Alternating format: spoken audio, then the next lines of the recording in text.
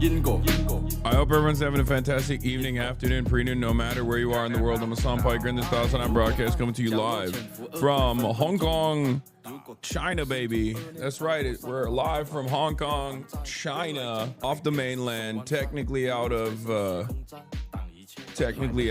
still under the banner of the PRC, one country, two systems. You already know what it is. We're live. We're alive. Zohran rizzed up Donald Trump as I fucking called it. I told you. It was a lock from a mile away. Did I not tell you that Donald Trump is a man who actually loves charisma, who actually fucking appreciates someone's telegenic presence? I fucking told you. I told you. We're going to be watching that right now. Obviously, I missed it live because I fucking fell asleep. I'm so mad because I literally prepped for this moment. I only saw a couple pieces of it. as soon as I woke up. But I knew exactly what it was going to be like. I'm skipping the fucking personal news. I'm going right into it because Dude, Zohran rolled a natural 20. Holy shit. Did not expect him to go that hard. Brother. I fucking told you. Oh my God. I told you. You're sick. I'm sick in the head, dude. Trump is under Sharia control. This is not a drill. Russia x Ukraine peace deal? ? Hong Kong City exploration.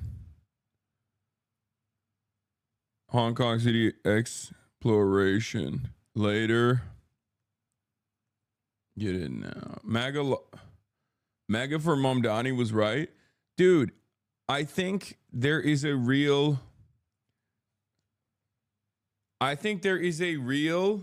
charisma void. There is a real charisma void, okay? There is a real charisma void in politics. And Donald Trump is low-key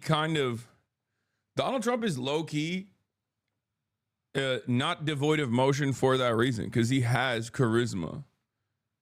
Like, for his base especially, right? So he definitely recognizes that. He definitely appreciates that. Bro, I think you or me could charm the fuck out of Trump. I think so too. I think people who are capable, you don't have to like roll a nat 20. I mean, Zohran is uniquely charismatic, but like what's really interesting about this is that you don't really have to roll a nat 20. You could just be like kind of normal and it does wonders, especially for a guy like Trump. Because think about it. Every guy he deals with on a fucking daily basis is like Lindsey Graham. And if every person you see is like Lindsey Graham or annoying sycophantic brown nosers who don't have any sort of motion whatsoever, and JD Vance, yeah, Zohran Mamdani's gonna look like a sex god, dude. On the Democratic Party front, if the people that you're dealing with are people like Hakeem Jeffries and Chuck Schumer, you're going to meet a guy like Zohran Mamdani and be like, oh my God. He's not like particularly, I mean, he's a charismatic guy, but he's not like, I wouldn't even say that he's like Obama level. Maybe he's Obama. Maybe he'll get there eventually, but you have to remember Donald Trump likes Bernie or thought Bernie was a very big threat, right? Anyway, we're at basically the end of our trip. And maybe I'm not so concerned about coming back to the United States of America because it seems like woke Sharia is imminent in the United States of America. Okay. Zohran go down with Trump. But anyway, here, I'm blasting off already. I'm going to go right into it. European chatters going to sleep at 11 p.m. and waking up at 8 a.m. just to see Hassan still streaming from China. I'm pissed you missed it live, Hassan. Yeah, I was fucking honk-shoeing and me-me-meing my ass off, okay? I was honk-shoeing and me-me-meing my goddamn ass off. The amount of people that are going to be crying about this is awesome. Okay, the amount of Zionists that are fucking in tears over this is incredible. It's spectacular. I work at night. You are literally my night shift radio. Hell yeah. All right, let's just get right into it. This comes as Jeffries and Dem leaders voted to condemn socialism. Yeah. They fucking suck. Who cares? They can suck me. Okay. Meeting, a really good, very I'm going right. I'm diving right into it because there's so much to talk about here. This city of ours that we love to do very well, and I wanted to congratulate the mayor. He really ran an incredible race against. What is this? Caroline was streaming still like 4 hours ago. Lamau. Yeah, I went to bed at 9 o'clock last night. Straight up, I went to bed at 9 p.m. last night. I got back. We ended the stream, and I instantly knocked out, and I could not wake up until like. I just straight up could not wake up until 5:30 p.m. or 5:30 a.m. Sorry. Yeah, it's Saturday here, 11/21/2025. Or no, sorry, it's Friday, November 21st, 2025 over there, 2 p.m. local time. It is 6 a.m. Saturday, 22nd, 2025 here in Hong Kong. Apparently Austin got catfished. Why the fuck do you guys know that? I suspect he's just like documenting everything that he's doing on the fucking Discord. That's probably why you know what's going on there. But yeah, I'm diving right into it, baby. I'm diving right into it. We got to get into it. This is so fucking... Dude, I was late to this because I just saw the TikToks of Trump talking well about Mamdani, which is a W, so I'm excited to see your opinions. I mean, don't... Make no mistake. This is not real, okay? This is not going to be... Will Neff leaked it. Oh, it happened on Caroline's stream. Why did Trump invite Mamdani after having a mental breakdown after he won? What do you think? Because 2 reasons. 1, because he can't destroy New York. Okay. For his own personal, he can't destroy New York because that's where he's from.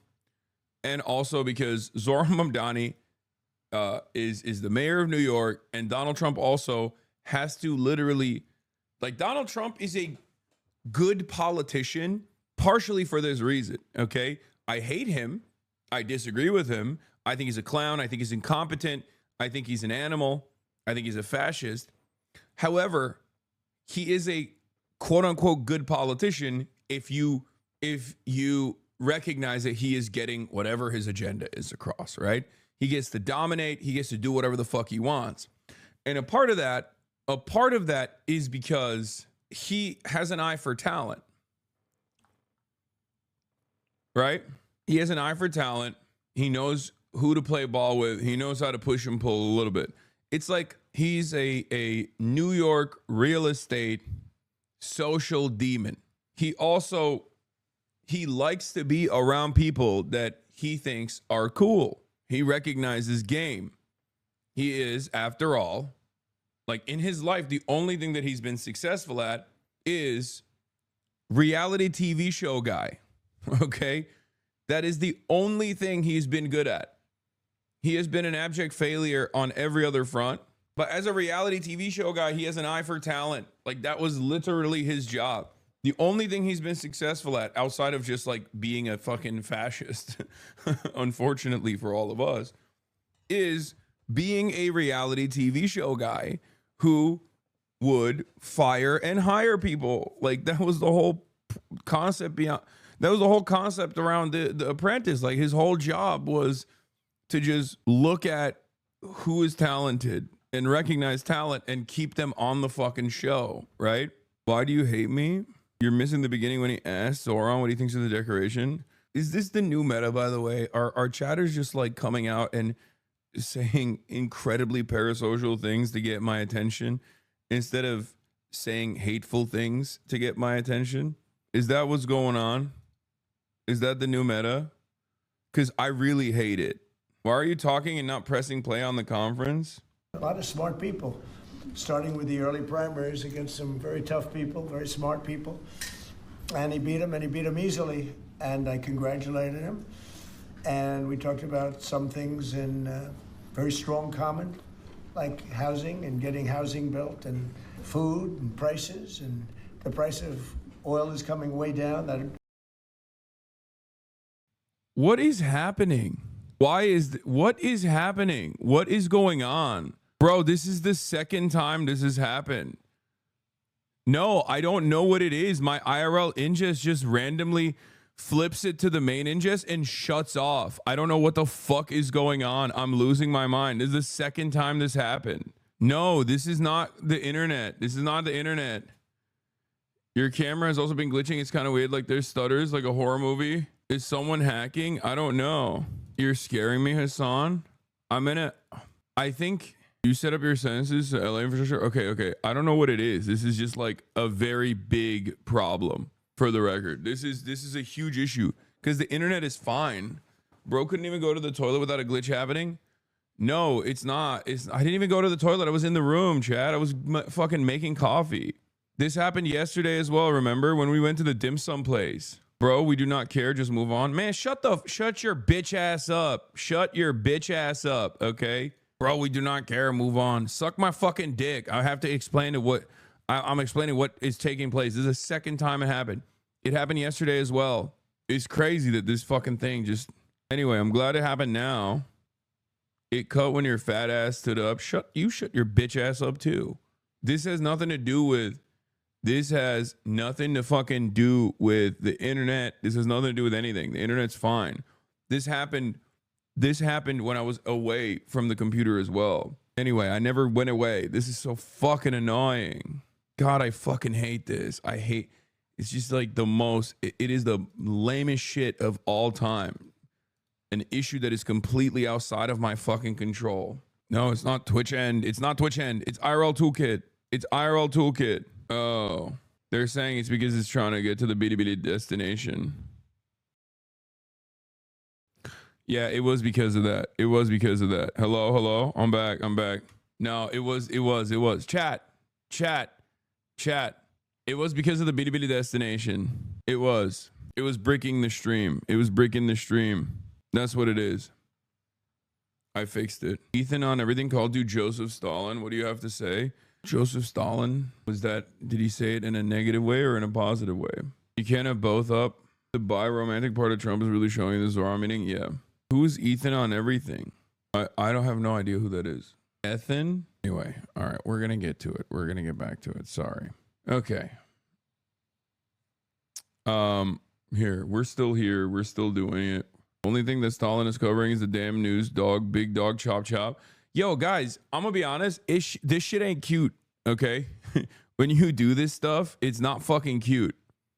I know you think it is. I know you think it's like a very cool way to try to interact with the streamer. Like, you think it's fun. You think it's funny. I don't like it. I've told you a million times.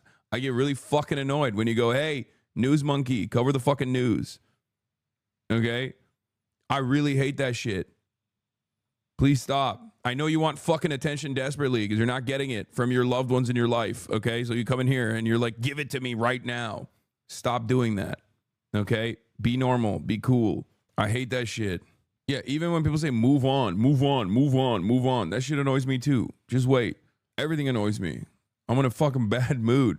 Everything annoys me. Incoming Hassan clips about Hassan hating his whole chat because of one dickhead. No, I just saying, like, people that do that shit are fucking annoying. And yes, someone said, have you considered telling people what irritates you is the reason why people do it? This also irritates me. You referred to Mr. Mamdani as a communist. Could you describe why All right. you feel that way? I'm going to get my coffee. Also, I hope the stream doesn't fall apart again. Stop him from arresting Prime Minister Netanyahu if he visits New York? Well, we didn't discuss your second part of the question. And on your first part, I mean, he's got views that are a little out there, but who knows? I mean, we're going to see what works, or he's going to change also. We all change. I changed a lot from when I first came to office. It's now quite a while ago. It's quite a while. My first term was great. We had the greatest economy in the history of our country. We're doing even better now. We're doing much better now than we did even the first term. And I can tell you some of my views have changed. And we had discussions on some things. I'm not going to discuss what they were, but that I feel very confident that he can do a very good job. I think he is going to surprise some conservative people, actually. And some very liberal people, he won't surprise them because they already like him. Oh, he's glazing Zohran? Of course he's glazing Zohran. It's the same reason why he always talks about how he likes Claudia Scheinbaum. Says, like, she's a very powerful lady. Very powerful lady. Very powerful. This lady, she's got power. She's very good. Donald Trump recognizes someone with talent And instantly, anyone with talent, anyone with power, anyone with something that they have offered to Donald Trump, he loves them. It could be an Arab sheik who's giving him $10 billion. He is Mr. What will you do for me? He also, and I think Michael from Pennsylvania is right when he says this, he is a New York nationalist. I think Michael from Pennsylvania is absolutely correct with that statement. He likes charisma, and he also really loves New York. This was part of the reason why I thought there was no way he was going to actually cook New York. He's Mr. New York. That deep down inside, the guy that wants to be loved, and admired and respected by the New York elite has never gone away. Trump also loves a winner. It makes total sense. It makes total sense that he would be he would be treating Zohran like this. 10 billion not for free. He doing what they want. What? Does this worry you that Zohran is moving to the center? No, not entirely. I mean, there is stuff that he's already done. There's stuff that he's already doing about like Jessica Tisch, like keeping Jessica Tisch on board, and things that I disagree with him on in terms of like how he has dealt with the Chiose situation.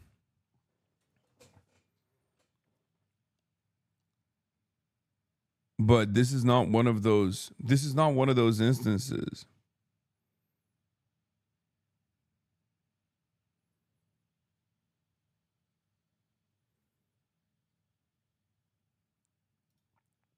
But like I said, only time will tell. Remember, this motherfucker's not even the mayor yet. Like, he's technically not even the mayor yet. He's the mayor-elect, right? Wait till January for him to be mayor first. It is obvious, though, that, like, there's a big difference. Like, I mean, for the record, this is also disrespectful. Like, what Trump is doing here is making him stand. It's disrespectful. That's just how he does it, though, right?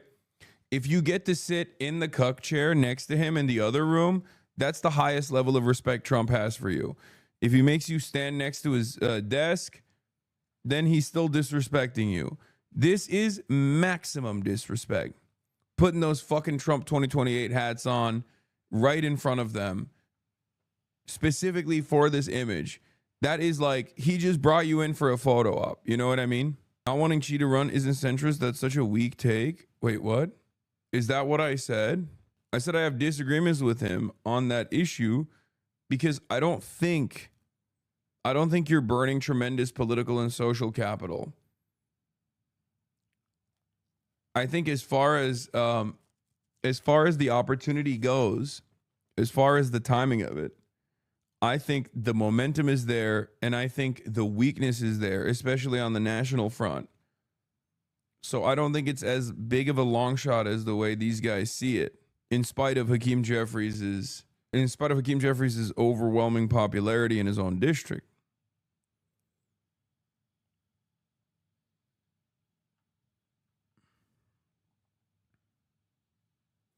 I want you to run separate from the DSA. There is no separate from the DSA run. Anyway, let's continue. It sounds like you had a productive discussion, but just days ago you referred to President Trump as a despot who had betrayed the country. You said you'd be his worst nightmare and accused him of having a fascist agenda. Shaking hands and smiling with the man who oversaw the genocide you campaigned on opposing is disgusting, no matter how much of a power play it is. Wait, what? Dog, what the fuck are you saying? He's the fucking president. What are you saying right now? Yo, y'all need to fucking wake up, okay? Some of you unironically behave in the crustiest, most anarchist, most fucking unbearable, hyper woke, rad lib loser ways possible. That's the fucking president, okay? If the Hamas political bureau can sit across the fucking table from dudes who called the assassination of their children a week prior, then you have to develop a better understanding of how this stuff works. Okay? What the fuck are you talking about? Donald Trump is saying he's going to shut off money flowing into New York City. You have to talk to the president. That's so, oh my God, I'm losing my fucking mind. I'm losing my mind at the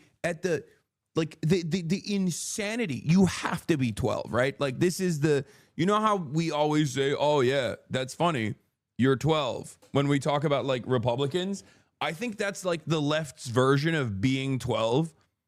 The left's version of being 12 is when you're like, oh, excuse me, I can't believe you're platforming Donald Trump. You know what I mean? Like that is your version of being a fucking 12-year-old. Someone's in a very bad mood today. I mean, I'm sorry. This is, when I see chats like that, I do understand why so many of these fucking annoying liberals are constantly talking about how unrealistic my worldview is about politics or whatever, because they met someone like that in the wild and they just have never watched my stream, I guess. So they fucking automatically assume that that's the type of person that I am, I guess. Like that's the time I'm on. Like brother, he's got a responsibility for, you know, what, how many people live in New York?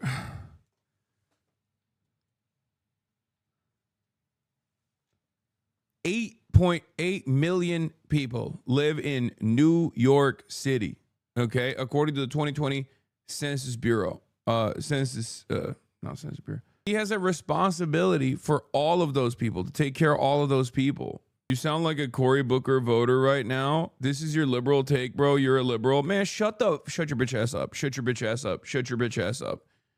Shut your bitch ass up. He's like, dude, I don't understand. Why wouldn't he actually instantly arm the NYPD as the revolutionary Marxist-Leninist vanguard and go attack the president? What is he supposed to do? He's the fucking mayor of New York.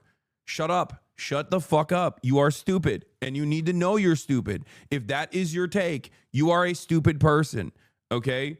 And you have to also understand, like, what do I always say about fucking Chuck Schumer and Hakeem Jeffries? I'm never like, oh, I can't believe they're meeting with the president. I'm saying I can't believe they're not actually dealing with the president. You are 12. You are 12. You're a 12-year-old. You have to be a 12-year-old. He literally made that account to get banned. Yeah, he should have just like tried to engage in fisticuff.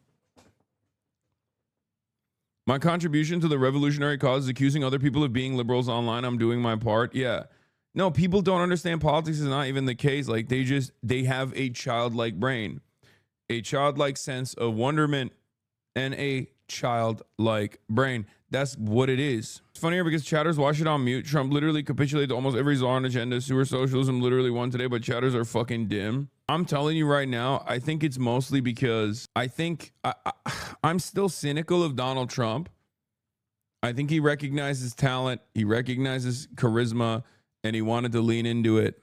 But I don't necessarily think that this will yield super positive results or anything. But we already saw this. But these are liberals chat, nah Hassan. To be clear, I oppose socialism in this country, but I voted no on HCR 58 as it fundamentally is dishonest. Words matter by falsely equating socialism with communism. This resolution attacks some of our closest allies in comparison with communist tyrants like Stalin and Pol Pot. Yeah, like these are the guys. Are you planning to retract any of these remarks in order to improve your relationship? I think both President Trump and I, we are very clear about our positions and our views, and what I really appreciate about the president is that the meeting that we had focused not on places of disagreement, which there are many, and also focused on the shared purpose that we have in serving New Yorkers. And frankly, that is something that could transform the lives of the 8.5 million people who are currently struggling under a cost of living crisis, with 1 in 4 living in poverty. And the meeting came back again and again to what it could look like to lift those New Yorkers out of struggle and start to deliver them a city that they could do more than just struggle to afford it, but actually start to live in it.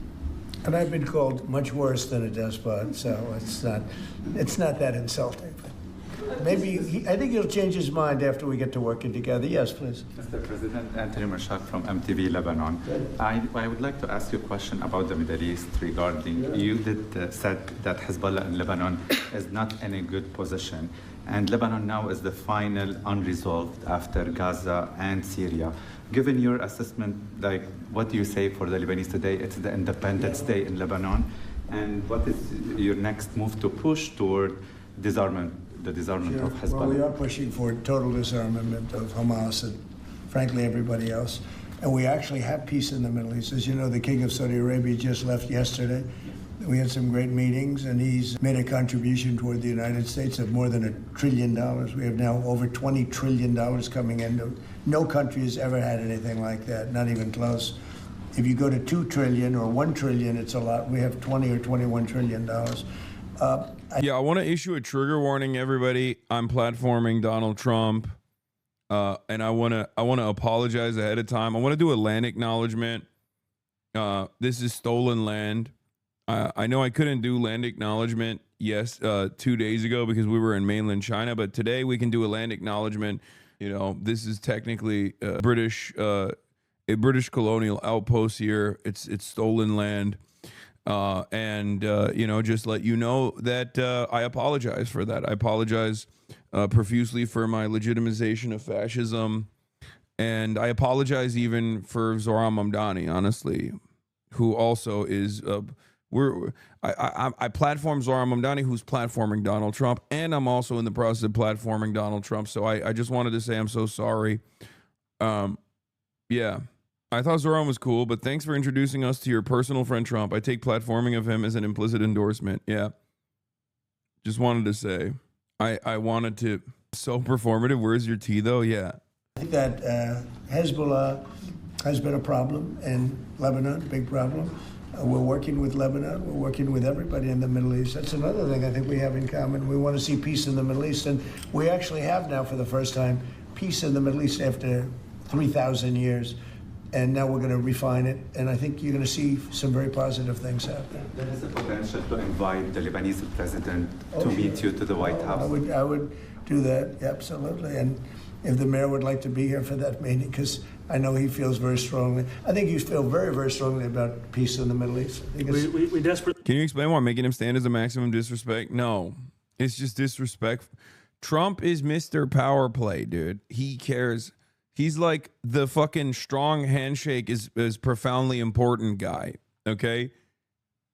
He believes in the power of a strong handshake. Like, that's the type of motherfucker he is. That's the type of time he's on, right?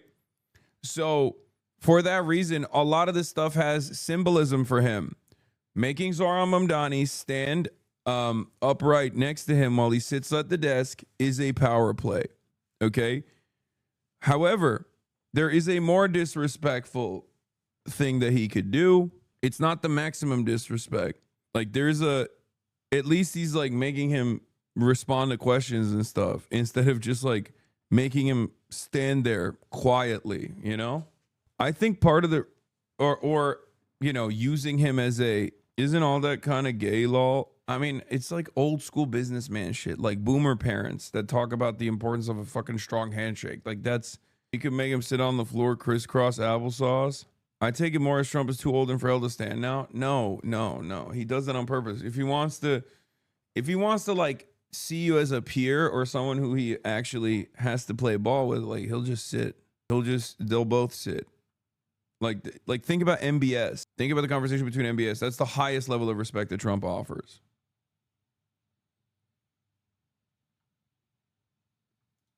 And that's something that I shared with the president, that when I spoke to New Yorkers who had voted for the president last November on Hillside Avenue and Fordham Road, I asked them why. I heard again and again two major reasons. One was that they wanted an end to forever wars. They wanted an end to the taxpayer dollars we had funding violations of human rights, and they wanted to address the cost of living crisis. And I appreciated the chance to discuss both of those things. You said a lot of my voters actually voted for him, and I'm okay with that. I'll do that. I'll sign it. Give it to me. I'll sign it in a minute. That's pretty good. Mr. President, you've threatened to send federal troops to New York City. You both have differences when it comes to ICE agents in New York City. Mr. Mamdani, you've called ICE a rogue government entity. I wonder how you reconcile your differences on both of those issues. Well, I think we're going to work them out, and I think that if we have known murderers and known drug dealers and some very bad people, you know, we want to get them out. And the mayor wants to have peace. We discussed this at great length, actually, maybe more than anything else.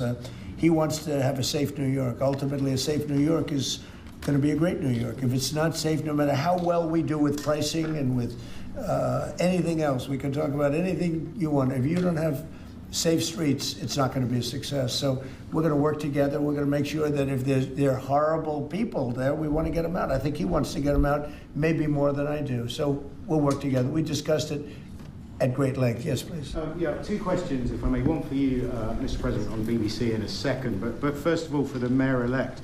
You're both from different parts of the political spectrum. You're both populists, though, and I just wonder to what extent the president's campaign style, his techniques, his social media use inspired any part of your campaign. Well, I actually told the president that, so much of the focus of our campaign has been on the cost of living crisis. And when we asked those New Yorkers who had voted for the president, when we saw an increase in his numbers in New York City, that came back to the same issue: cost of living, cost of living, cost of living.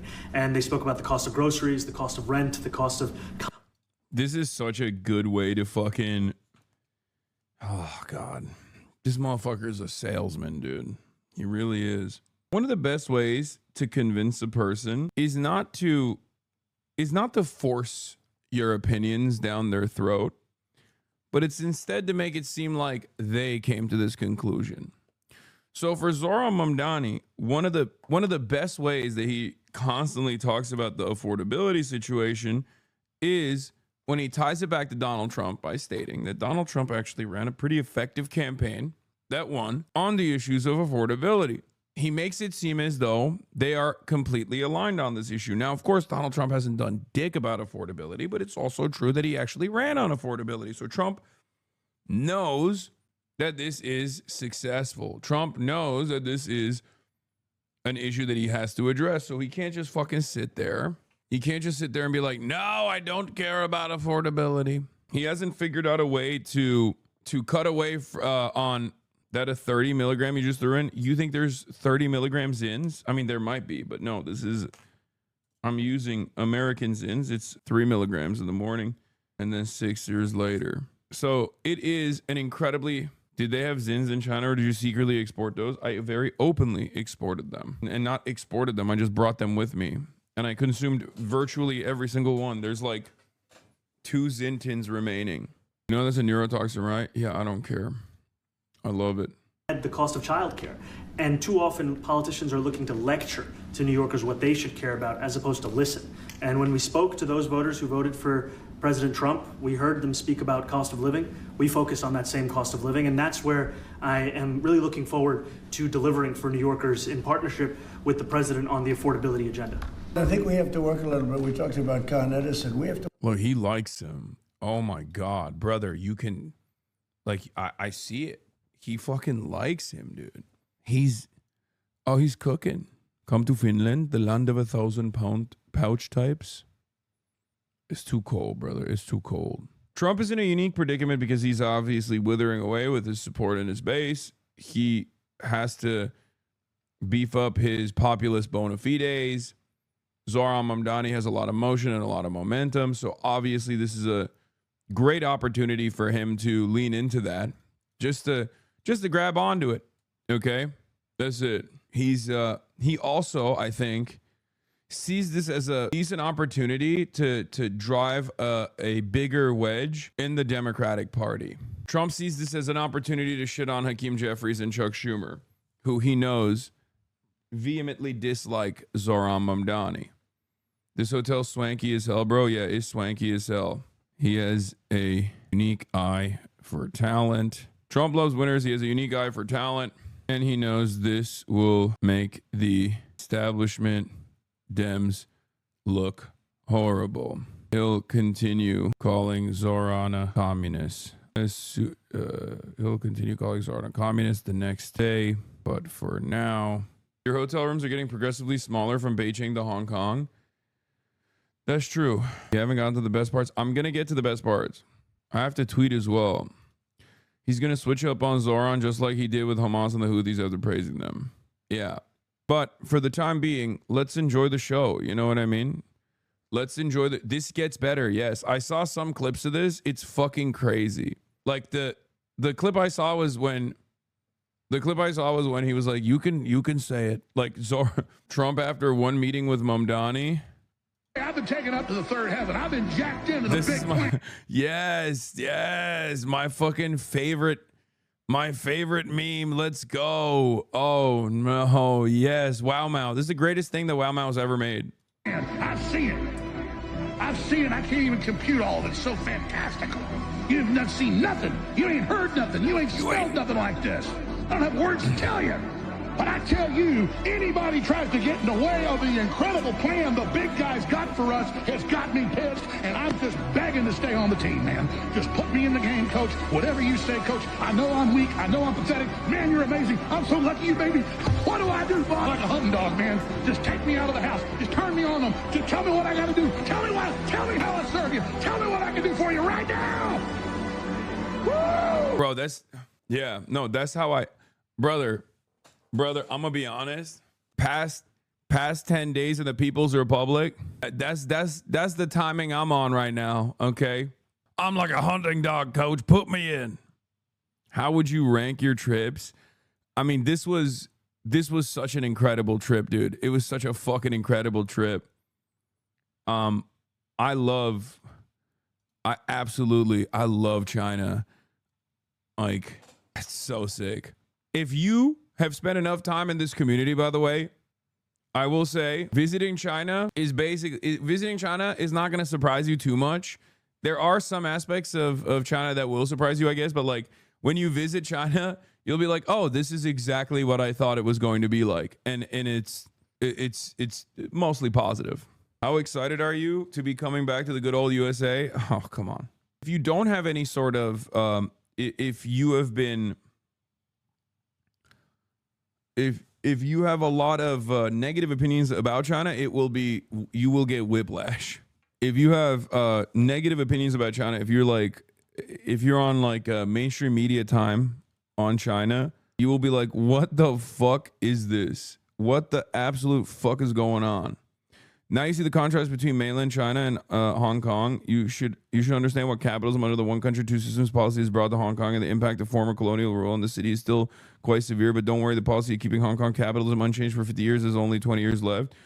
I don't even know how that integration will work, for the record. I was thinking about this quite a bit last night. But let's get to Zohran. Let's continue doing Zohran, and I'll give you my thoughts on that as well. But you're not wrong. 20 years ago, Hong Kong was by liberal capitalists. 20 years ago, 30 years ago, Hong Kong was probably seen as like a shining beacon of light, like what China could be like if they only had those good Western values, you know what I mean, in comparison to mainland China. And now when you go from mainland China to Hong Kong, you see when you go from mainland China to Hong Kong like we did, you realize like, oh my God, capitalism has made things stagnant. Capitalism is like central planning. Capitalism, socialism doesn't matter. Like central planning and actual interest in like improving people's material conditions have dramatically improved the lives, and have actually dramatically improved mainland China to a degree where Hong Kong looks like you're inside of a time machine. It's crazy. Anyway, let's continue. A little bit in getting the prices because, you know, we've gotten fuel prices way down, but it hasn't shown up in Con Edison. And we're going to have to talk to them. You know, if we're sending them fuel at a much lower price than it was a year ago, which is true, we have to get Con Edison to start lowering the rates. Absolutely. And if I may, last week you told me you were pushing ahead with your plans to sue the BBC for up to $5 billion. You're going to speak to Prime Minister Starmer as well. Is there any progress or any updates on those issues? Well, we get along very well with the Prime Minister. We made a deal with UK. I like him. He's a fine person. And, you know, I think they have some big energy problems. You know, they've got windmills all over the place. They're going to have to start using other methods because their energy is out of control. Should Mamdani be cozying up to Trump, though? He's not cozying up to Trump, man. Trump is the president. Zohran Mamdani is the fucking mayor of New York. Trump is the president of the United States of America, which also happens to be the president of New York City, okay? When you are the president, it's kind of like the mayor, but for everyone, okay? Since we have an interesting way of analyzing things here, I'll simplify it for you. Zohran Mamdani is the mayor of 8.8 million New Yorkers. Donald Trump is kind of like the mayor, but for 330 million Americans, right? Which includes Zohran Mamdani, for the record. Still doesn't justify platforming, though. Okay, you guys need to stop playing around, please. Please stop. About in the UK, it's out of control. And he's got that problem. He's got a big immigration problem, as you know, and he's got a big energy problem. And we talk about it. He's a good man. Prime Minister's a good man. I haven't spoken this week. About your plan? Are you going to meet with them? I've spoken with their people. We have a plan. It's horrible what's happening. It's a war that should have never happened. It would have never happened if I was president, and it's a shame. And I thought they should have acted quicker. But it's a cold winter, and a lot of the you talk about utilities, but a lot of the big energy producing plants have been under attack, to put it mildly, to put it nicely. We have a way of getting peace, or we think we have a way of getting peace. He's going to have to approve it. Just so sad, so many people. You know, last month they lost 25,000 soldiers. This is something, we haven't seen anything like this since the Second World War. And they're averaging 6,000 or 7,000 a week between the two of them, dead soldiers. And it goes on, and I think they're getting reasonably close. But you are getting jealous of Trump, admit it. They are cute for real. Yes, I'm jealous of Donald Trump. Why is Chess sipping bleach? I don't fucking know. I will admit, maybe it's because I'm in Hong Kong, but Hong Kong is so beautiful too, but I am a little excited to get back home and just kind of whip my life back into shape and whip this community back into shape as well. Because 17-hour streams every single day has unironically made it much more difficult for me to just get a good grasp on what everyone is saying and doing. I do love the fun streams, but people have been just fucking acting out, being unfreaking bearable.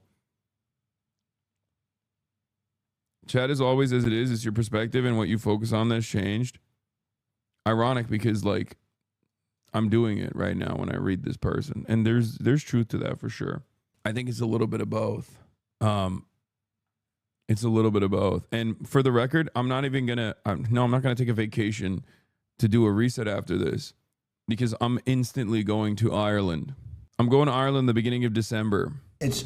I don't want to predict. I would have said that would have been one of my early ones. I did 8 peace deals of countries, with the blokes, including in India, Pakistan. You could even go, in fact, they're coming here in a week or two, go to the Congo and Rwanda. That was 10 million people dead, and we worked something out on that. But so many. And the one I thought would have been, for me, because I have a very good relationship with President Putin, I thought that would have been maybe quicker. But it does take 2 to tango. And now you just see all the death. And, it doesn't affect us other than the fact that we don't want to see all those people dead. Really, it's on the other side of the ocean. It's a war that should have never happened. It did happen. I blame the person also sitting right behind this desk. This is a war that should have never happened, and it wouldn't have happened if I were president. But we're trying to save a lot of lives. They're losing 25,000 lives over the last short period of time. That's Ukrainian and Russian, and it's a shame. I want to ask the mayor-elect about a House resolution. It just passed overwhelmingly to condemn socialism, including with 86 Democrats, all of House Dem leadership, and the minority leader, Hakeem Jeffries, despite his endorsement of you. What's your reaction to that? I have to be honest with you, I focused very little on resolutions. Frankly, I've been focusing... Condemn socialism. I understand. I think the focus is on the work at hand. I can tell you I am someone who is a democratic socialist. I've been very open about that. And I know there might be differences about ideology, but the place of agreement is the work that needs to be done to make New York City affordable. That's what I look forward to. And I want to clarify your answer to Stephen Nelson. He asked about your comment calling the president a fascist. And your answer was, both President Trump and I have been clear about our positions and our views. Are you affirming that you think President Trump is a fascist? I've spoken about... That's okay. You can just say yes. Okay. It's easier. It's easier than explaining it. I don't mind. Mr. President, I wanted to ask you also about this Ukraine plan. I don't mind. That's crazy. I have to play that back. the arm pat. No, you can call me a fascist. I don't mind. What the fuck? What the fuck? That is the craziest part about it. This is probably the craziest part. It's easier. It's Positions and our views. Are you affirming that you think President Trump is a fascist? I've spoken about. That's okay. You can just say yes. Okay. From here, Trump starts bouncing the right-wing reporters off left and right. Donald Trump stepped in front of the fascism question for him. Like, what is going on? I mean, there's also obviously like a terrifying prospect of this. It's unique because Donald Trump literally defends Zohran Mamdani there for calling him a fascist. It's also weird and scary because why the fuck is Donald Trump openly being like, yeah, I am a fascist? That part is not great. It's easier. It's easier than explaining it. I don't mind. I wanted to ask you also about this Ukraine plan. Yeah. President Zelensky said today that his country would risk either giving up a partner or giving up its dignity. There's been criticism that this deal proposal. He doesn't like it? It's unclear. He was sort of tenuous about He'll it. have to like it. And if he doesn't like it, then, they should just keep fighting, I guess, The suggestion that he made, though, was that if he doesn't accept it, Donald Trump is too dumb to know what a fascist is? No. That right there is actually deflating the term fascism. The reason, Donald Trump in that moment is basically saying, yeah, you don't have to, he's saying, he's giving Zohran an out and saying, you don't have to back away from your position here and make yourself look bad. You're a winner. This is your moment in the spotlight. I don't really care about this term at all. They just call me that, just like they call me racist, but it doesn't mean anything. Okay? That's most likely his belief system here. That's like, he's basically saying like, don't worry about it. Like, it's fine. It's not true, but, it is what it is type of situation, which is still pretty fucked up. It's not that he has no clue what it means. He knows what it means, chatters. He's just saying he doesn't mind being perceived as such, partially because he thinks this is a game. It's a very cynical way to approach the subject. But he's just like, yeah, it's just a game. You're playing your song and dance. I'm playing my song and dance. It is what it is, right? You're wrong. Trump is just looking at it as a bad word for politicians. Okay. that the U.S. would pull back its support for Ukraine. Is that Well, at some accurate? point, he's going to have to accept something. He hasn't accepted. You remember right in the Oval Office not so long ago, I said, you don't have the cards. Don't forget, I inherited this war. This war never would have happened. I inherited this war. And I thought he should have made a deal a year ago, 2 years ago. The ultimate deal would have been if it never started. That would have been the good deal. That could have been done too if you had the right president, but you didn't have the right president. Mr. President, the cost of living is something that you and Mr. Mamdani seem to agree on. Democrats have run New York City for a long time, Mr. Mamdani. Do you see Democrat policy specifically as being a problem? And I'd like that be a question that both of you could answer in New York City. Look, I think that there are many things in our city where we have to own the responsibility of it, things that existed long before the president was the president. And those are also part of the message of our campaign, was to take on a broken politics of the past. And I ran against a number of candidates who represented different versions of that past. And what we found time and again is that working people were left behind in the politics of our city. And what we're looking to do is put those people right back at the heart of our politics so that we don't have a situation where we're in the wealthiest city in the history of the world, and yet 1 in 5 can't even afford $2.90 for a Metro card. Mr. President, He's sticking up to him, isn't he? Zohran wins the election during his speech. During his elected speech, he insults Trump, and now he's standing beside him like a wet chicken. He clearly doesn't have a character. What are you talking about? 1, he's not even the mayor yet. He's the mayor-elect.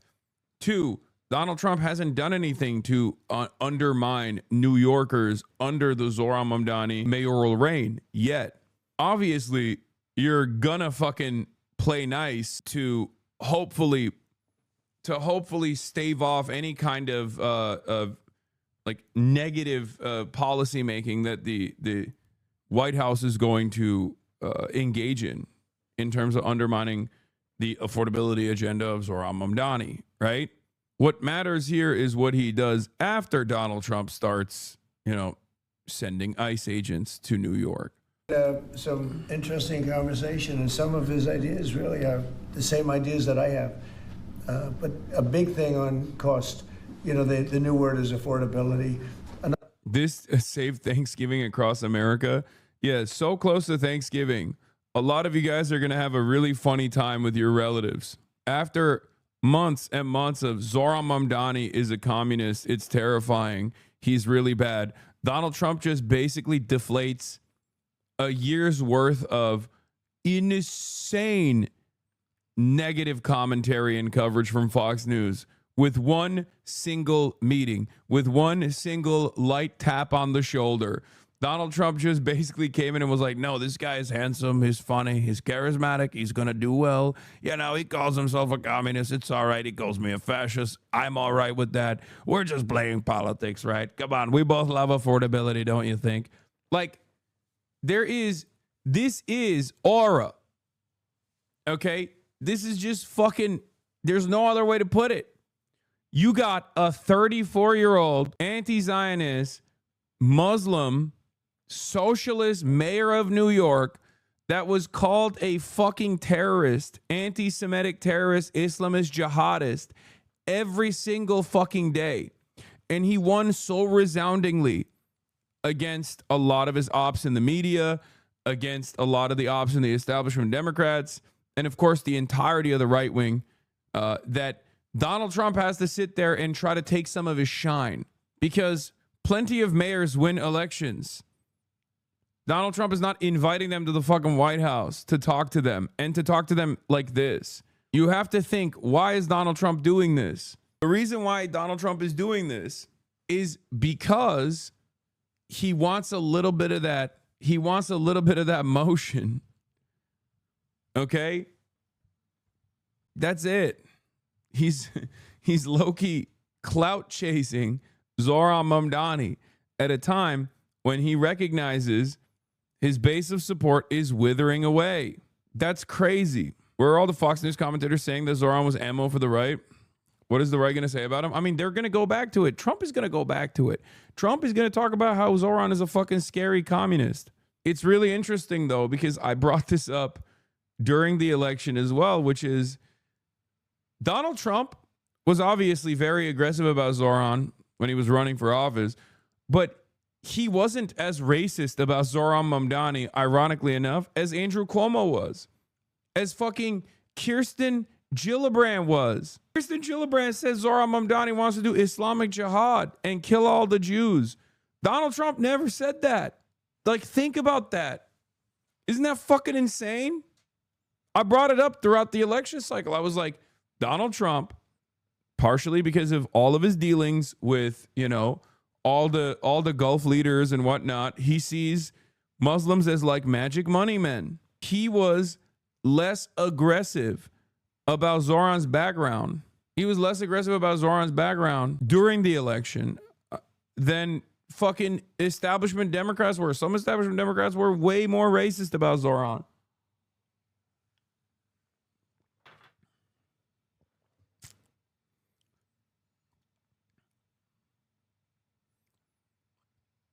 It's crazy to think. I also do love this because this meetup absolutely bricks the brains of Hosberists. I cannot fucking comprehend how Trump likes Mamdani more than most of the Democratic Party leadership. Zohran did the genial leftist relative on Thanksgiving thing where you pulled a I don't like liberals either card and are just super vague about everything else. I mean, yeah.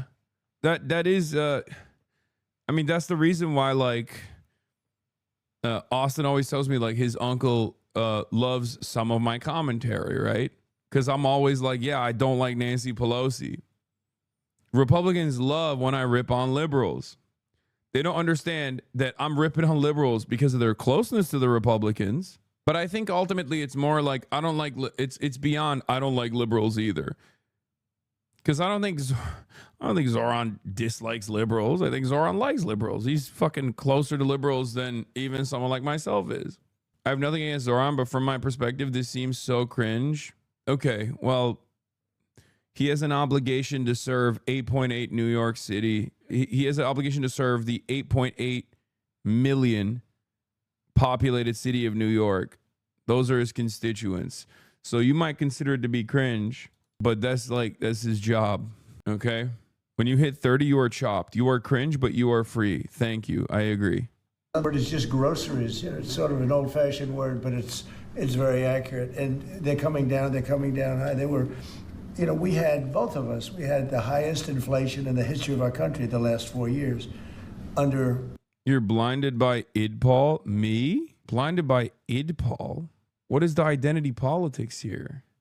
I like that it's everybody in this community basically calling each other liberals and rad libs and saying, like, accusing one another of doing identity politics, when I think my analysis on this is pretty sober. When I see something that Zohran is doing that I disagree with, I call it out, as I have this past week. Not that long ago. I've done it yesterday. I did it earlier in the morning.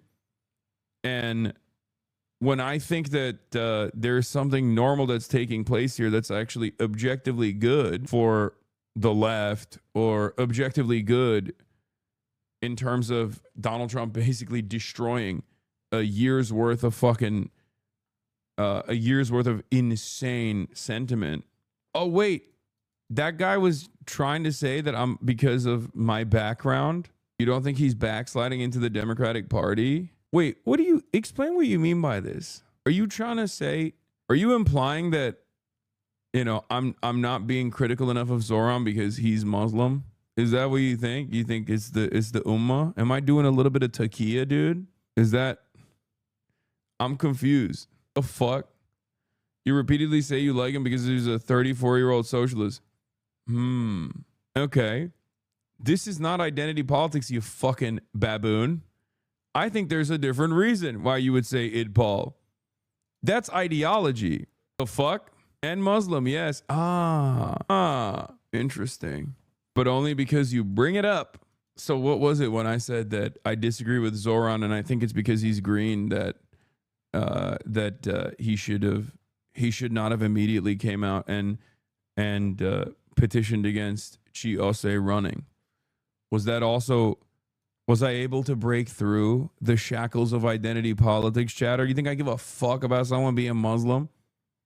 Okay, Mehmet Öz is literally not only fucking Muslim, but also Sunni Muslim and Turkish. Okay, do you think I like Dr. Oz? His name is my dad's name. Like, there's no more... I feel a sense of closeness. I must feel a sense of closeness to Dr. Oz, don't you think? He's Turkish. He's Muslim. Why does it not work in the same way? I wonder if there's other considerations at play here, All right, I was wrong, and I'm sorry for the generalization, but I still think the backsliding and we're not being critical enough. You're wrong. I am being critical of Zohran. Calm down. Also, everybody, it's fine. It's fine. It's a little bit of a microaggression. Who gives a shit? Okay, stop being offended on my behalf. I don't give a shit. I do think it's funny. Okay, it's all right. He didn't realize what he was saying and doing. Hopefully, maybe he can scratch the surface of the implicit biases that he's operating with. But everyone has to dial it back a little bit. The Biden administration, and we've got inflation down now to a normal number. It's going to go even a little bit lower than that. Katie, do you have something? Mr. President, thank you so much. Mr. Mamdani often talks about New York City being covered by international law, that they will follow international law. Doesn't often talk about the U.S. Constitution. What is your response to that? Well, I don't know what you're referring to in terms of it can be covered by international law, local law. It's covered by a lot of laws, but it's covered by U.S. law. Are you referring to anything in particular? He just says that they're a city that endorses and enforces international law. Would you want to respond to that? I think what I've shared with the president is our desire to not only follow the laws of our own city, laws that protect New Yorkers, but also a desire for consistency in our politics across the board. And that's something that we've talked about and something that I know many New Yorkers want. We discussed ICE and New York City, and I spoke about how the laws that we have in New York City allow for New York City government to speak to the federal administration for about 170 serious crimes. The concerns that many New Yorkers have are around the enforcement of immigration laws on New Yorkers across the 5 boroughs, and most recently we're talking about a mother and her 2 children, how this has very little to do with what that is. We discuss crime more than ICE per se. We discuss crime, and he doesn't want to see crime, and I don't want to see crime, and I have very little doubt that we're not going to get along on that issue. He wants to, and he said some things that were very interesting as to housing construction, and he wants to see houses go up. He wants to see a lot of houses created, a lot of apartments built, etc. And you know, we actually people would be shocked, but I want to see the same thing. Kind of fucked up for Zohran to not check in with Hasanabi's chat before meeting with the president just to see if it's okay. Okay, you're joking, but there's a low key. There are people in here who genuinely believe that. Like, there are people who are operating with that exact attitude where they're like, I don't understand what's going on here. Why didn't he fucking come to us? It's rude of him, really. And they would have been like, no, actually, you're not allowed to do that because that would mean you're normalizing fascism. Yeah. Zohran Mamdani, the Hassan Pike delegation is cutting ties with Zohran Mamdani. Okay. The honeymoon period is over. Protesters. Yeah, Mr. President, I wanted to know one of the policies as well that Mayor-elect Mamdani talked a number of times about on the campaign was shifting the tax burden for property taxes from what he called minority communities to white-based communities and putting more taxes on white people. No. Jack fucking Posobiec is in that room. Are you fucking joking? Oh my God. Oh my God, dude. Ew, gross. Gross. Unacceptable. Switching up on Big Zo as soon as he found a bigger political streamer, Trump, to hang with. Yeah. No, he's the one who switched up on me. He forgot his day ones, dude. He forgot his day ones. That's what it is. Lunatic reporter, you cannot call him a reporter. He is at best a white nationalist Twitter poster, okay? I can't believe this shit. That in your acceptance speech you didn't mention anything about America or Christians or white people in general, and so I didn't know if that was one of the policies that you guys had spoken about. We focused on affordability. We focused on the cost of living crisis. What I will say is that I am very much interested in property tax reform because what we see right now in New York City is a system that is so inequitable that it can't even stand up in court. And the president and I spoke about the importance of not only building more housing, but also making sure that regulation of housing is something that is manageable to actually get through and not the cause of yet another weight that we see in our city. But to be clear, you're continuing this idea of race-based property taxes. No, to be very clear, that's what you said. No, the use of the term was a description of neighborhoods, not a description of intent. So you intend to tax the whiter neighborhoods more? No, we intend to create a fair property tax system because we want a New York City that is not only fair and equitable, but also one that every New Yorker can afford. Mr. Mamdani, anti-Israel protesters just targeted a synagogue in New York. Are you concerned about Jewish New Yorkers feeling welcome and safe in the city? And President Trump, you've threatened to cut off federal funding to New York City. What policies would prompt you to do that? Would that be city-run grocery stores? Would it be something else? Yeah, this is another thing that fucking annoys me to no end. Okay. Yeah, once again, another like Jewish place of worship being used to literally illegally sell stolen property on in the West Bank in direct violation of New York City rules, in direct violation of international human rights, in direct violation of all the fucking laws. And then when people protest outside of it, everybody goes, oh my God, I cannot believe how anti-Semitic people are. It's one of the most annoying things. I can't believe it still happens. Like, it's so frustrating. Like, what are we doing here? There will be protests wherever Zionists hold events, selling plots of stolen land or fundraising for the displacement of Palestinians. And people use their houses of worship to host these events. That is a reflection of their own moral rot. That's what should be condemned. And every single time, dumb fuck liberals will eat that bait and be like, oh my God, I am so saddened. I am so saddened. I'm so upset. Not at the fact that these guys are basically fucking violating every single rule and every single law and demonstrating one of the most like immoral things that you can do, doing it in a fucking place of worship. That's not what's saddening for these people. It's the fact that people actually are criticizing it. It's the fact that people are actually protesting against it. It's like, shut the fuck up. Lock in, man. What do you think is the bigger problem here? The fact that people are protesting against like people selling illegally selling stolen fucking houses in an apartheid state, in a place of worship, or the people protesting against that outside of the place of worship.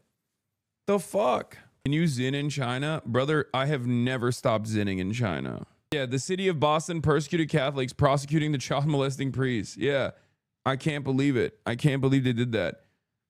Yeah, if the fucking Catholic priests were also openly hosting like a child molestation seminar in one of the fucking churches, yeah, motherfuckers will be out there protesting against that too. It has nothing to do with every single Catholic church. It has nothing to do with Catholicism. And it would have something to do with that individual church. It's so fucking annoying. Yeah, the new right-wing thing is describing crimes as generically as possible to pretend like they're not crimes. Someone gets convicted of conspiracy and they start yelling, wow, so it's illegal to make plans with friends now. Text from a GOP operative on the Trump Mamdani meeting. To be honest, I think this pours gasoline on the internal war within the Dems. Hakeem won't talk or work with him, but Trump is open to working with him. Further forces Dems to fully embrace Mamdani and his agenda. They're on copium o'clock. Is it hateful? It is hateful to say the settlements advertised by the group violate international law. What is this? Can you look at my pre's comment? If it's not a good comment, I'm gonna fucking put you on a spaceship. What is this? Aside from Bernie Sanders, there's not even close to another politician in the country who could stand behind Trump in the Oval Office and defend humanitarian beliefs. Not even close. Okay, it wasn't good enough. Take a second off. Don't ever do that again. That was the fucking brilliant comment that you were like spamming me to read. Sorry for any typos. Okay, another second off. Now you're down 2 seconds. At least it wasn't at least it wasn't a stupid one. Okay, at least it was fine. That's why I gave him a second. Half the time when people are like, you have to see the previous comment that I wrote, I cooked it up. I cooked up the greatest comment of all time. And then it's just like the dumbest thing I've ever heard. At least this one was fine. It just wasn't as unique. If it's not a good comment, I'm going to fucking put you on a spaceship. Yes, I have to say stuff like that because whenever I use any other fucking kind of spicy language, every single pedophilic neo-Nazi, like lolly avatar account on the internet goes, why isn't he being banned? Why isn't he being banned? Oh my God, ban this person. He wants to literally take a gun out and execute every single one of us. Oh my God. Like that's literally how they operate. I'm shaking right now. I literally heard this streamer say that he's going to pull a chatter out to the Times Square and execute him. Oh my God. Yeah, every Keon avatar account on Twitter will be like, at FBI, at DOJ, at Donald Trump, at Amazon, at Twitch, at Twitter. Why won't they ban them? Mods, why won't they ban them? Well, I think if we didn't get along, whether it's cut off or just make it a little bit difficult or not give as much, we want to see, I use the term, we don't want good money going after bad. And we don't want that to happen. I don't think that's going to happen. I did say that, subject to what policies are being said. We had a meeting today that actually surprised me. He wants to see no crime. He wants to see housing being built. Yeah, Dan Clancy is Hassan's handler. Exactly. Oh, Dan Clancy is Hassan's handler. Dan Clancy loves Hassan. He's just keeping him. He wants to see rents coming down, all things that I agree with. Now, we may disagree how we get there. The rent coming down, I think one of the things I really gleaned very, very much today, he'd like to see him come down, ideally, by building a lot of additional housing. Yeah. That's the ultimate way. He agrees with that, and so do I. But if I read the newspapers and the stories, I don't hear that. But I heard him say it today, and I think that's a very positive step. No, I don't expect. I expect to be helping him, not hurting him. A big help, because I want New York City to be great. Look, I love New York City. It's where I come from. I spent a lot of years there. Now I'm right here. We took a big setback with the mayor that we had, named de Blasio. I thought it was a tremendous setback. Yeah, once again, by the way, call of the year. Not the hardest one to make, but I told you he would have played ball with Zohran. And here he is, balling on it, okay? Here he is playing ball. I did not expect him to cooperate like this. No, you don't understand Trump. If you thought that Donald Trump was going to go after someone like Zohran in a negative manner in person, you do not understand how Trump operates. Trump loves charisma. The reason why he invited Zohran Mamdani here, the reason why he invited Zohran Mamdani here is because of this, okay? Trump endorsed Mamdani before Schumer did. Trump was less Islamophobic to Zohran Mamdani during the campaign than Kirsten Gillibrand was, than Andrew Cuomo was. Donald Trump understands where to push and pull. That's why he won the presidency, man. He knows. He's a room reader. He knows who's popping. He's doing it because his base is frustrated at him with affordability, and he sees Zohran Mamdani's victory as an affordability victory. Okay?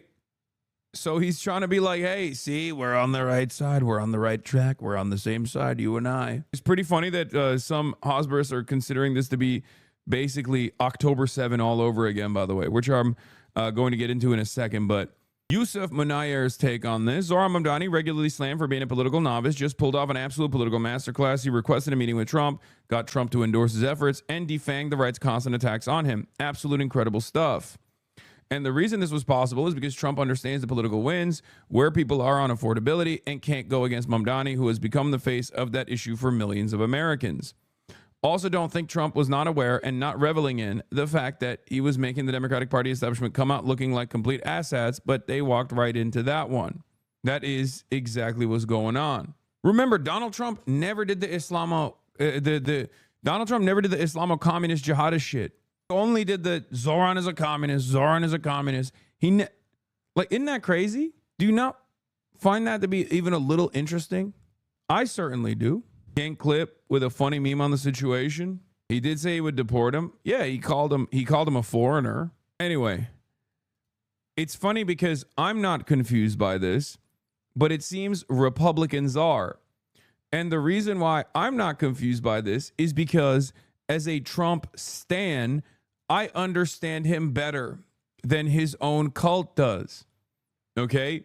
I'm not confused by this allegiance at all. I'm not confused by this, not allegiance necessarily, but like this back and forth conversation. I am telling you, Trump loves winners. He has a unique eye for talent, and he knows this will make the establishment Dems look horrible. He'll continue calling Zohran a communist tomorrow. But for today, he's taking a little bit of that shine. It's that simple. That's it. Like Donald Trump you also have to understand like what motivates this man, right? What motivates Donald Trump? Donald Trump is a narcissist.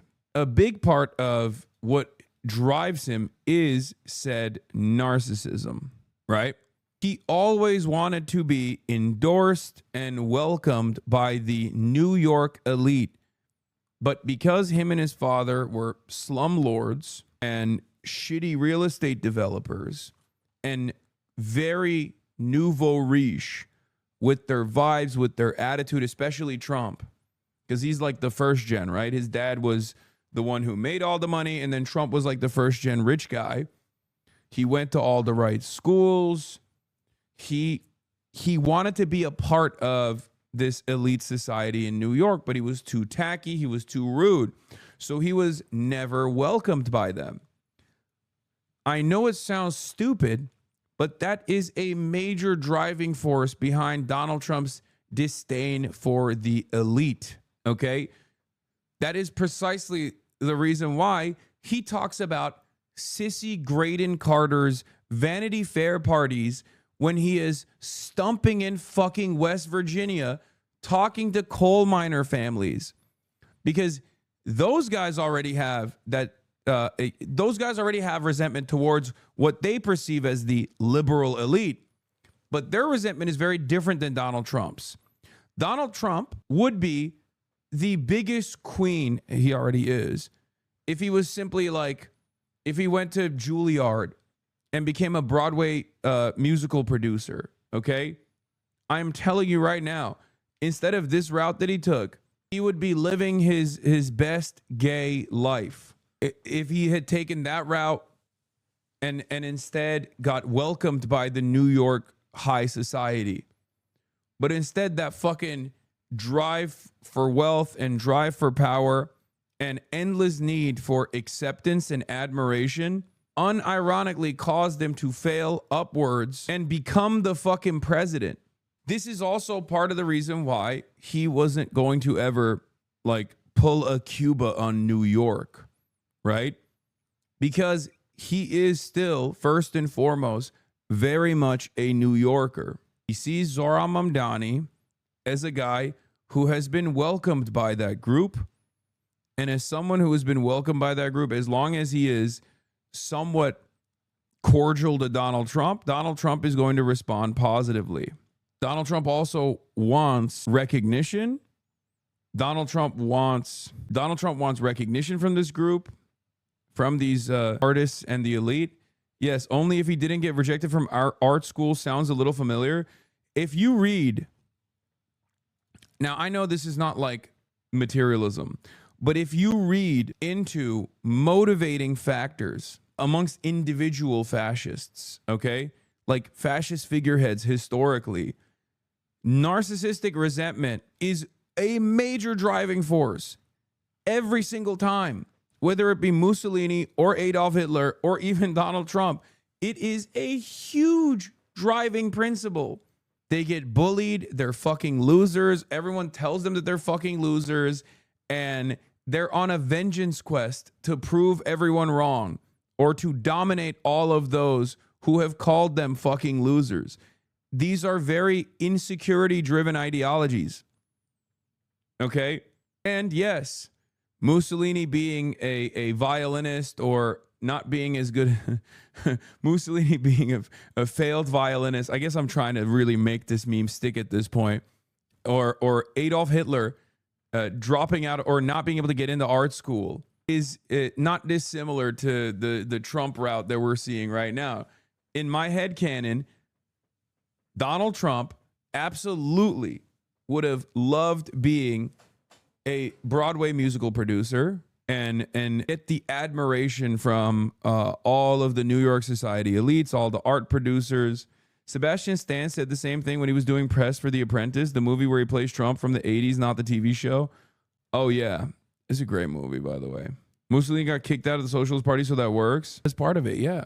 The contemporary version of this also is the incel army. I think that's how a lot of, I think confidence, or rather lack of confidence and insecurity, is one of the greatest driving forces for historical fascist movements and contemporary fascist movements.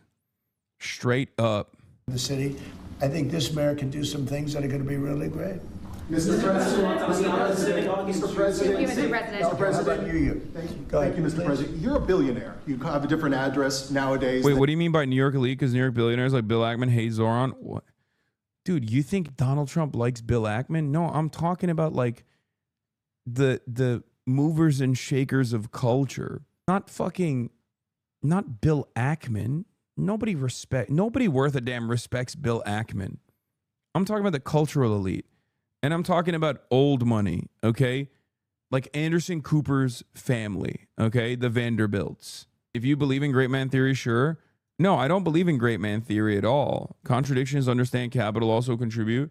No, we're talking about the socialites. Anna Wintour. People like that. Like art, the creators of art, the creators of culture, the movers and shakers, not some random like cryptocurrency charlatans or anything. Donald Trump, I mean, when I say Graydon Carter, the sissy Graydon Carter, that's because Donald Trump talks about the sissy Graydon Carter. You know what I mean? Like that's a genuine point of animosity for him. That's something that occupies a lot of space in his fucking mind. It sounds stupid, but it's true. He wants the people working at Condé Nast to like him. Yeah, I think the noise gate is finally working, by the way. I don't know how I fucking made it work. Andrew Lloyd Webber's up there. Donald Trump has praised Andrew Lloyd Webber. Andrew Lloyd Webber used to live in Trump Tower. Donald Trump talked about how great it was that Andrew Lloyd Webber lived in Trump Tower. He talked about how shitty it is that, like, Some of these guys still like him, but they can't say it publicly. You know, you can never say you like Trump. Like, that's the type of shit. Used to, but you used to Phantom of the Opera. It was so beautiful. Hold on, I'm going to pull this back a little bit. Tremendous setback for the city. I think this mayor can do some things that are going to be really great. Mr. President, Mr. President, Mr. President, you. Thank you, Mr. President. You're a billionaire. You have a different address nowadays than you used to, but you used to call New York City home. Would you feel comfortable living in New York City under a Mamdani administration? Yeah, I would. I really would. Ooh, that is, oh my God. Oh my God. Oh, that's such a good question and such a good answer. Oh my Lord, what are my ears hearing right now? What is coming out of this man's mouth? He said, yes, I would. Oh, that's an endorsement, folks. Donald Trump is endorsing woke Sharia. He's endorsing global jihad. He's endorsing Islamo-Gauchism. He's endorsing Islamo-communism. God damn, dude. Are you fucking serious? Are you be for real right now? Oh, my Lord. After the meeting. Absolutely. What makes you comfortable? We agree on a lot more than I would have thought. I think I want him to do a great job, and we'll help him do a great job. Okay, You know, he may have different views. Okay, this goes even beyond my expectations. Never mind. I know I said I precog this already, but like this goes beyond. This goes beyond the precog. He is glazing. Oh my Lord.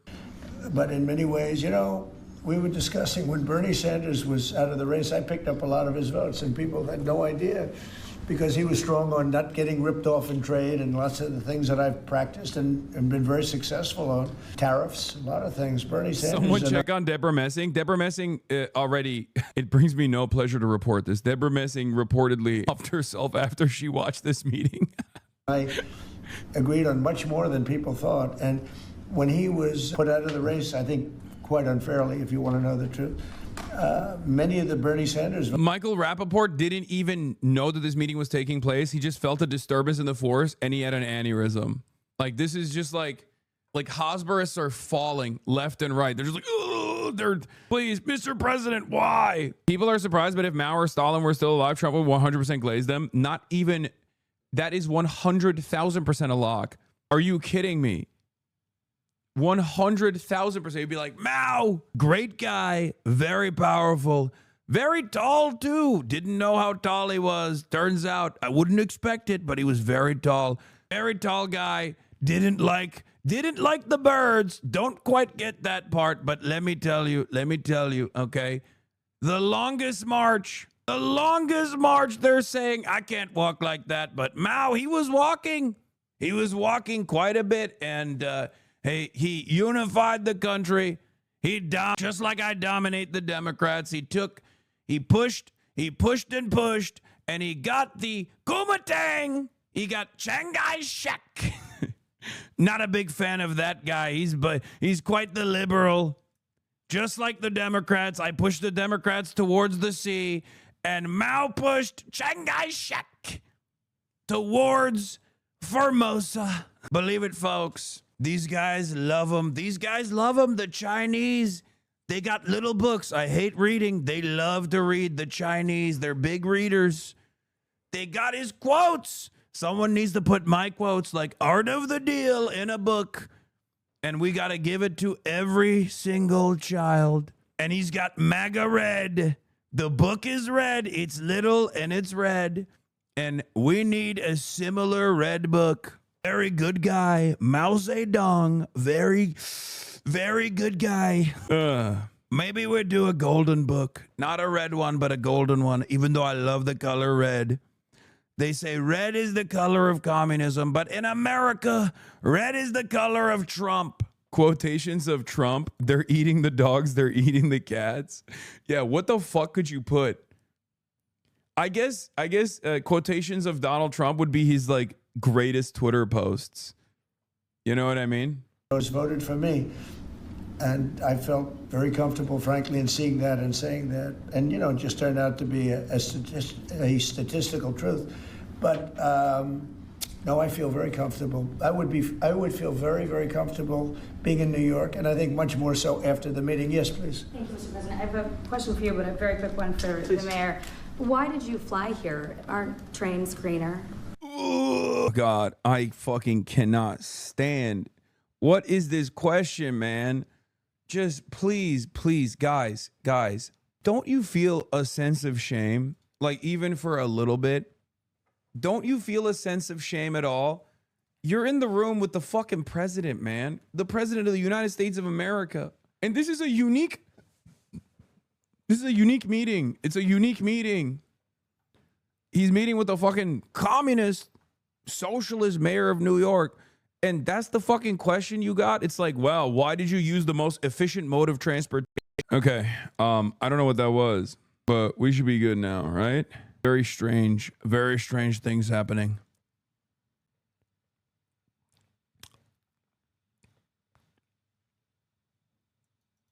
Does this not worry you that they may have gotten the Mamdani? I wouldn't even accept this meeting if I were him. Oh, you wouldn't accept the meeting with the president if you were the mayor of New York? Well, that's cool. I don't think you have to worry about that, you know? Guys, look. This is...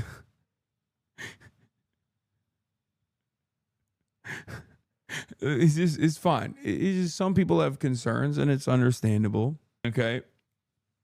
I don't think this is a bad thing. Okay. I don't think this is a bad thing, especially considering how well this played out. This is a very good thing. Okay. Not a bad thing, but a good one. That's my take, especially considering that Donald Trump basically cut away at the unlimited amount of propaganda coming from the right flank, coming from the establishment Democrats against socialism, against Zohran Mamdani in particular. And it was a glaze fest. It was fucking glazed donuts all around, you know? Look at this Truth Social post. It was a great honor meeting Zohran Mamdani, the new mayor of New York City. Like, what are we doing? This is good. This is good. This is a good thing. It's not a bad thing, but a good thing. You know what else is a good thing? A hype train that's incoming, ladies and gentlemen. Is OSHA really bad in China, or was I duped? I've seen some escalator incidents some years ago. I don't know what you mean by that. Funny megaphonics joke. Chatter is just a temporarily embarrassed future mayor-elect of New York City. Okay, that is a funny megaphonics joke. That's crazy. The Piker Broadcasting Service is sponsored by you, the viewers. Okay? The only form of revenue that I generate comes from you, the viewers. The Piker Broadcasting Service is sponsored by you, the viewers, for you, the viewers. Your voluntary subscriptions in the form of a $6 a month subscription or a free one in the form of a Twitch Prime that you can get by connecting your Amazon Prime account to your Twitch account is the only thing that keeps the broadcast ad-free. And also, I know what OSHA is. I don't understand what OSHA has to do with fucking, you know, what's going on in China currently, or even like escalators. I didn't understand what OSHA has to do with anything. Like building the escalators. Do you think that they're not, like the workers are not OSHA compliant on the job sites or something? I don't know. A DSA coordinator calls his master class. Kitty Tiger 500. Thank you for the 10 gifted subs. And Crumple Hat, thank you for the 5 community gifted subs. A masterclass from Zohran. Resetting terms of the debate for the left, disarming the enemy, blunting opposition forces, making moderates look like they don't know ball, making press seem out of touch with working people, that hot butter knife looking more like a sharp sword. Maybe it's a little bit too much glaze. It's $8. Please stop saying. Did you see Kai Cenat took APAC money? No, there's no fucking way, dude. What? Where is this coming from? What are you guys talking about? It's a meme, I assume. I'll use every form of transit, and I want to make sure that they're all affordable in New York City, and that's why making buses fast and free is a centerpiece of our campaign. There is a bus that goes. Well, I know, but if you flew, that's a lot quicker too. No. Like, dude, look at that. Look at that. Trump is defending the boy. He said, yeah, it's a lot quicker than the bus. Yeah, like, what are you, fucking stupid? What a stupid question. Thank you. I can't believe it.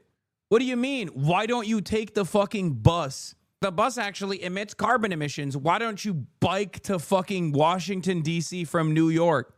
What is this? I hate how stupid people are sometimes. This is one of those times. It's so stupid that even Donald Trump is like, come on, dude. Fucking come on. Central Committee, I watch all China streams. You should too. Why would you ask a passive-aggressive question like that? Isn't directly gargling Ford's balls more effective? No, it's just like, it's always the dumbest hypocrisy fishing that these guys engage with. And unfortunately, here's what it is, okay? This is a filter. I like to think of it as a filter. It means that you are incapable of nuanced thinking. It means that you are incapable. Hypocrisy baiting is a major filter. It's a filter for intellect.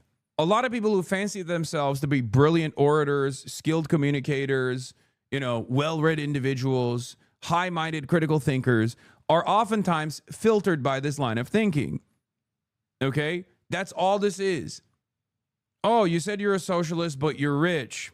Isn't that at odds with your worldview? No, it's not. Let's move on. It's a filter. Like, it's Soldier Goy Tellem has been talking about this a little bit about with respect to Zohran's dad, Mahmoud Mamdani, right? It's the I'll show you if I can find the exact one. Like, a lot of people will point to objectively correct analysis, like assuming that Soldier Goy Tellem, yeah. Another filter, for example, is analysis does not equal endorsement. People who look to analysis and automatically assume that it is endorsement are actually getting filtered, okay? The problem, of course, is that filter is nonsensical and ineffective if everyone else is stupid. Do you see what I'm saying? And there's no respect for actual genuine critical thinking because everyone else is stupid. So you might as well also be stupid with them, right? Father of Zohran Mamdani, guys, please don't forget to be proud. Unless you're a baby who can't take abstract thinking, he's objectively correct. Suicide bombing needs to be understood as a feature of modern political violence rather than the stigmatized mark of barbarism. We need to recognize the suicide bomber first and foremost as a category of soldier. This is from Good Muslim, Bad Muslim. If you are incapable of abstract thinking, that is a filter for you. If you're incapable of nuanced thinking, that is a filter. If you're incapable of looking at analysis as is, rather than immediately assuming it's a fucking endorsement, that's a filter. Is the hype train frozen? I don't know. Test it out by gifting subs. Bear Huggies, thank you for the 5 gifted. Jihadist suicide bombers are much closer in lineage to the 1960s revolutionaries than they are to lynch mobs. They are orchestrated, deliberate attacks which sacrifice one's own life in pursuit of a greater goal. Whether you agree with those goals, I hope you don't, is irrelevant. Here, the greatest question of all time is a massive filter that actually, I think, made a lot of people frustrated with me after October 7, for example, was, do you think that Hamas and the Palestinian National Resistance Front actually had a reason? Whether you agree with their methods or their reason or not doesn't matter. Do you think that they were behaving in a logical manner where they had an action and a reaction that wanted to provoke some kind of response on October 7 or not? This is the problem. Many people do not want to comprehend that whether you agree with those people, whether you agree with those methods, whether you agree with their worldview, whether you agree with their ambitions or not, do not want to assume that their enemies are capable of any kind of logic, any kind of thinking whatsoever. They want to assume that the rationale behind it was non-existent. It was simply pure barbarism. They wanted to rape and behead Jewish people. That is the way that they want to operate. That's just pure racism. It's a filter. You are stunting your mental faculties in the interest of cope. You will never be able to make change or solve anything if you are engaging in this self-soothing. Okay? Oh, all of our enemies happen to be barbaric monsters that have no discernible reason, no identifiable goals, and they're simply operating on pure barbarism for the sake of violence. Okay? It's a thought-terminating way to operate. It's a thought-terminating cliche. It's a thought-terminating way to operate. It's oftentimes very racist as well, because that's what racism is a thought-terminating cope. Do you know how much planning and consideration and understanding of modern machinery it took to orchestrate something like 9/11? So many collection action problems had to be overcame for that to succeed. It took years. These scare tactics really show you how much The global war on terror depended on Americans and Westerners believing basic political slogans at full face value without any attempts at deeper insight. To quote Susan Sontag, let's mourn together, but let's not be stupid together. One of the best versions of this, of course, is they hate us because they ain't us. 9/11 happened because they hate us because they ain't us. That is literally the collective understanding, like the most common collective understanding of 9/11. And this kind of idiocy unironically moves people away from critical thinking. It's very frustrating. I hate that shit. Okay, chill with dunking on my poor Americans is hard enough already. No, I'm not. I'm just saying, as Americans, we all have to be better. Okay? We have to be better. I want Americans to be smarter about this. Another filter example. Mark Milley goes in front of Congress and they ask him, why is Mao Zedong required reading at West Point Academy? And Mark Milley says, of course we have to read Mao Zedong. We have to read everyone. Okay? Like, you have to understand how other people think. You have to understand what they're motivated by, right? What did the Republicans do after that? They said he was a fucking Maoist. They said he was woke and gay. It's fucking insane. You're like a caveman at that point. You're like, you're reading the enemy? You're reading books? You're reading books of the ideological enemy? Oh, don't do that. Americans unironically are cooking themselves. We're constantly slamming our fucking heads into the concrete wall, hitting ourselves with fucking frying pans over and over again so that we can coexist and cohabitate this space with a bunch of other fucking racist morons. It blows my mind. I've read so much about how empires fall, okay? Extensively about the Ottoman Empire when I was growing up, because that's what was taught in schools. And it is the exact same pattern over and over again. A bloated, backwards thinking, formerly powerful, major global superpower refusing to evolve, forgetting the dynamism that was required to be a great world power. Just falling into this death spiral. Americans do not recognize that is the environment that we're in, and I think a big part of that has happened because of the comfortable position that capitalist ideologues achieved in the aftermath of the dissolution of the USSR. Yeah, the Wow Mao Bin Laden take that caused massive crash houses evergreen. Do Americans actually know why Bin Laden did all that, or do they all believe he hated that they can vote or something? Or the same principle, like, oh, we invaded Afghanistan because they hated our free speech. Really? You think that's why we invaded Afghanistan? What the fuck does a goat herder have to do in the mountains of Korengal Valley? What the fuck does that guy have to do with American free speech? He's never met an American. He doesn't even know what a fucking American is until there is a corn-fed Nebraska boy sitting on top of his house with like $175,000 worth of gear, knocking on his door, busting through his door and harassing the fuck out of his whole family. That's the first time that motherfucker has seen an American, okay? Lots of filters. You know, I mean, he's working very hard for him to be. That's a very Palpatine take. I don't even know what that means. You know, the plane takes you 30 minutes and driving takes you a long time. Yeah, it's such a basic. Exactly. Again, I know I went on this like long tangent about filters, but I think it's important to recognize this. Like, this is a thought terminating, idiotic ass line of questioning. Okay. Oh, why didn't you take the bus instead of the plane to DC? Don't be fucking stupid. Clear up some confusion around a Washington Post report. There was this explosive report that the Coast Guard is no longer going to characterize swastikas and nooses as hate symbols. DHS called that a lie and fake news. Can you clear up? I don't know anything about it. When was this written? I think yesterday. Well, look, the Coast Guard's an incredible group of people. I know them very well. We just ordered a lot of new Coast Guard cutters, beautiful, the most magnificent ship. They look like yachts with lots of guns on them. So I don't know, I haven't seen any report like that, but certainly we want them to remain a great force, and they are. And you did the piece in all the 9 months Yes. around the world. I would like to ask Mr. Mamdani, you've accused the U.S. government of committing genocide in Gaza while President Trump was working on peace. Why that? I've spoken about the Israeli government committing genocide, and I've spoken about our government funding it. And I shared with the president in our meeting about the concern that many New Yorkers have of wanting their tax dollars to go towards the benefit of New Yorkers and their ability to afford basic dignity. And what we see right now is we're in the 9th consecutive year of more than 100,000 school children being homeless in our city.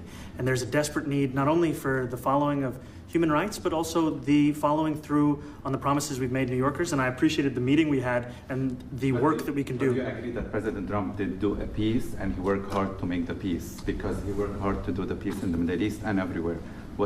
Do you agree with that? I appreciate all efforts towards peace, and I shared with President Trump that when I spoke to Trump voters on Hillside Avenue, including one of whom was a pharmacist that spoke about how President Trump's father actually went to that pharmacy not too far from Jamaica Estates, that people were tired of seeing our tax dollars fund endless wars. And I also believe that we have to follow through on the international human rights, and I know that still today those are being violated, and that continues to be work that has to be done no matter where we're speaking of.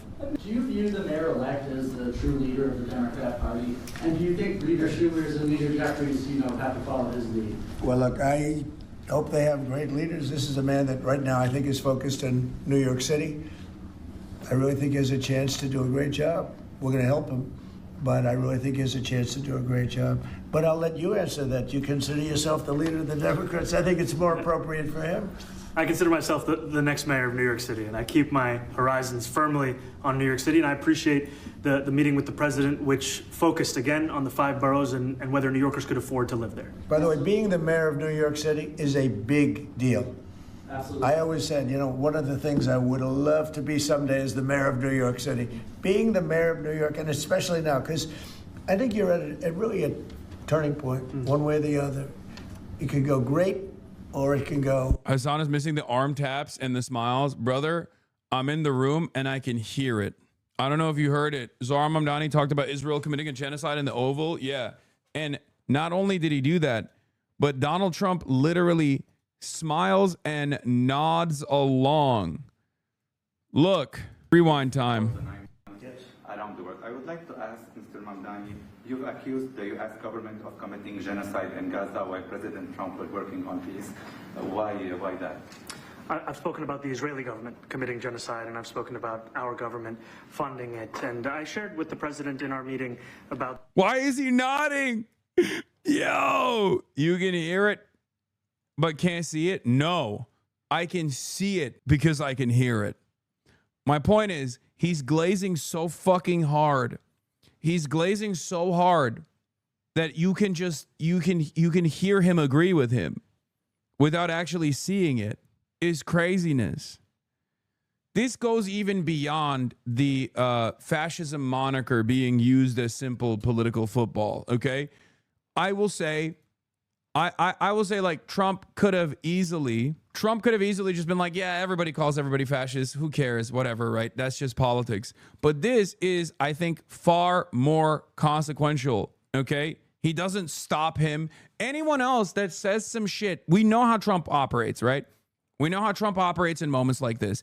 Anyone else that would say something in his presence that he knows is bad to say, he would have just physically stopped them. He would have been like, nope, I don't agree with this. I think you're out of your mind. You're wrong, and everyone knows you're wrong. Like, he's just sitting there, not interjecting, and even nodding along. That's crazy. Like, think about how he treated Zelensky as opposed to Zohran Mamdani. Think about how he treats the Democrats, like establishment Democrats, as opposed to Zohran Mamdani. As Zohran Mamdani sits there and is like, Israel's doing a genocide, and America's funding said genocide. It's actually unacceptable, which is true, by the way. Concern that many New Yorkers have of wanting their tax dollars to go towards the benefit of New Yorkers and their ability to afford basic dignity. And what we see right now is we're in the 9th consecutive year of more than 100,000 school children being homeless in our city. And there's a desperate need not only for the following of human rights, but also the following through on the promises we've made New Yorkers. And I appreciated the meeting we had and the work that we can do. Do you agree with that? I appreciate all efforts towards peace. Oh God, the second line of questioning is so fucking unbearable. Come on, will you give Donald Trump the credit? Will you give Donald Trump the credit? Okay, dude. And I shared with President Trump that when I spoke to Trump voters on Hill. Yeah, bro, when you brought it up at that talk with the establishment Dems, they immediately deflected while Trump is like, hell yeah, brother. Yeah. I can't even fucking get a word in edgewise about Israel doing a genocide amongst Democrats who are supposed to be like ideologically aligned with me.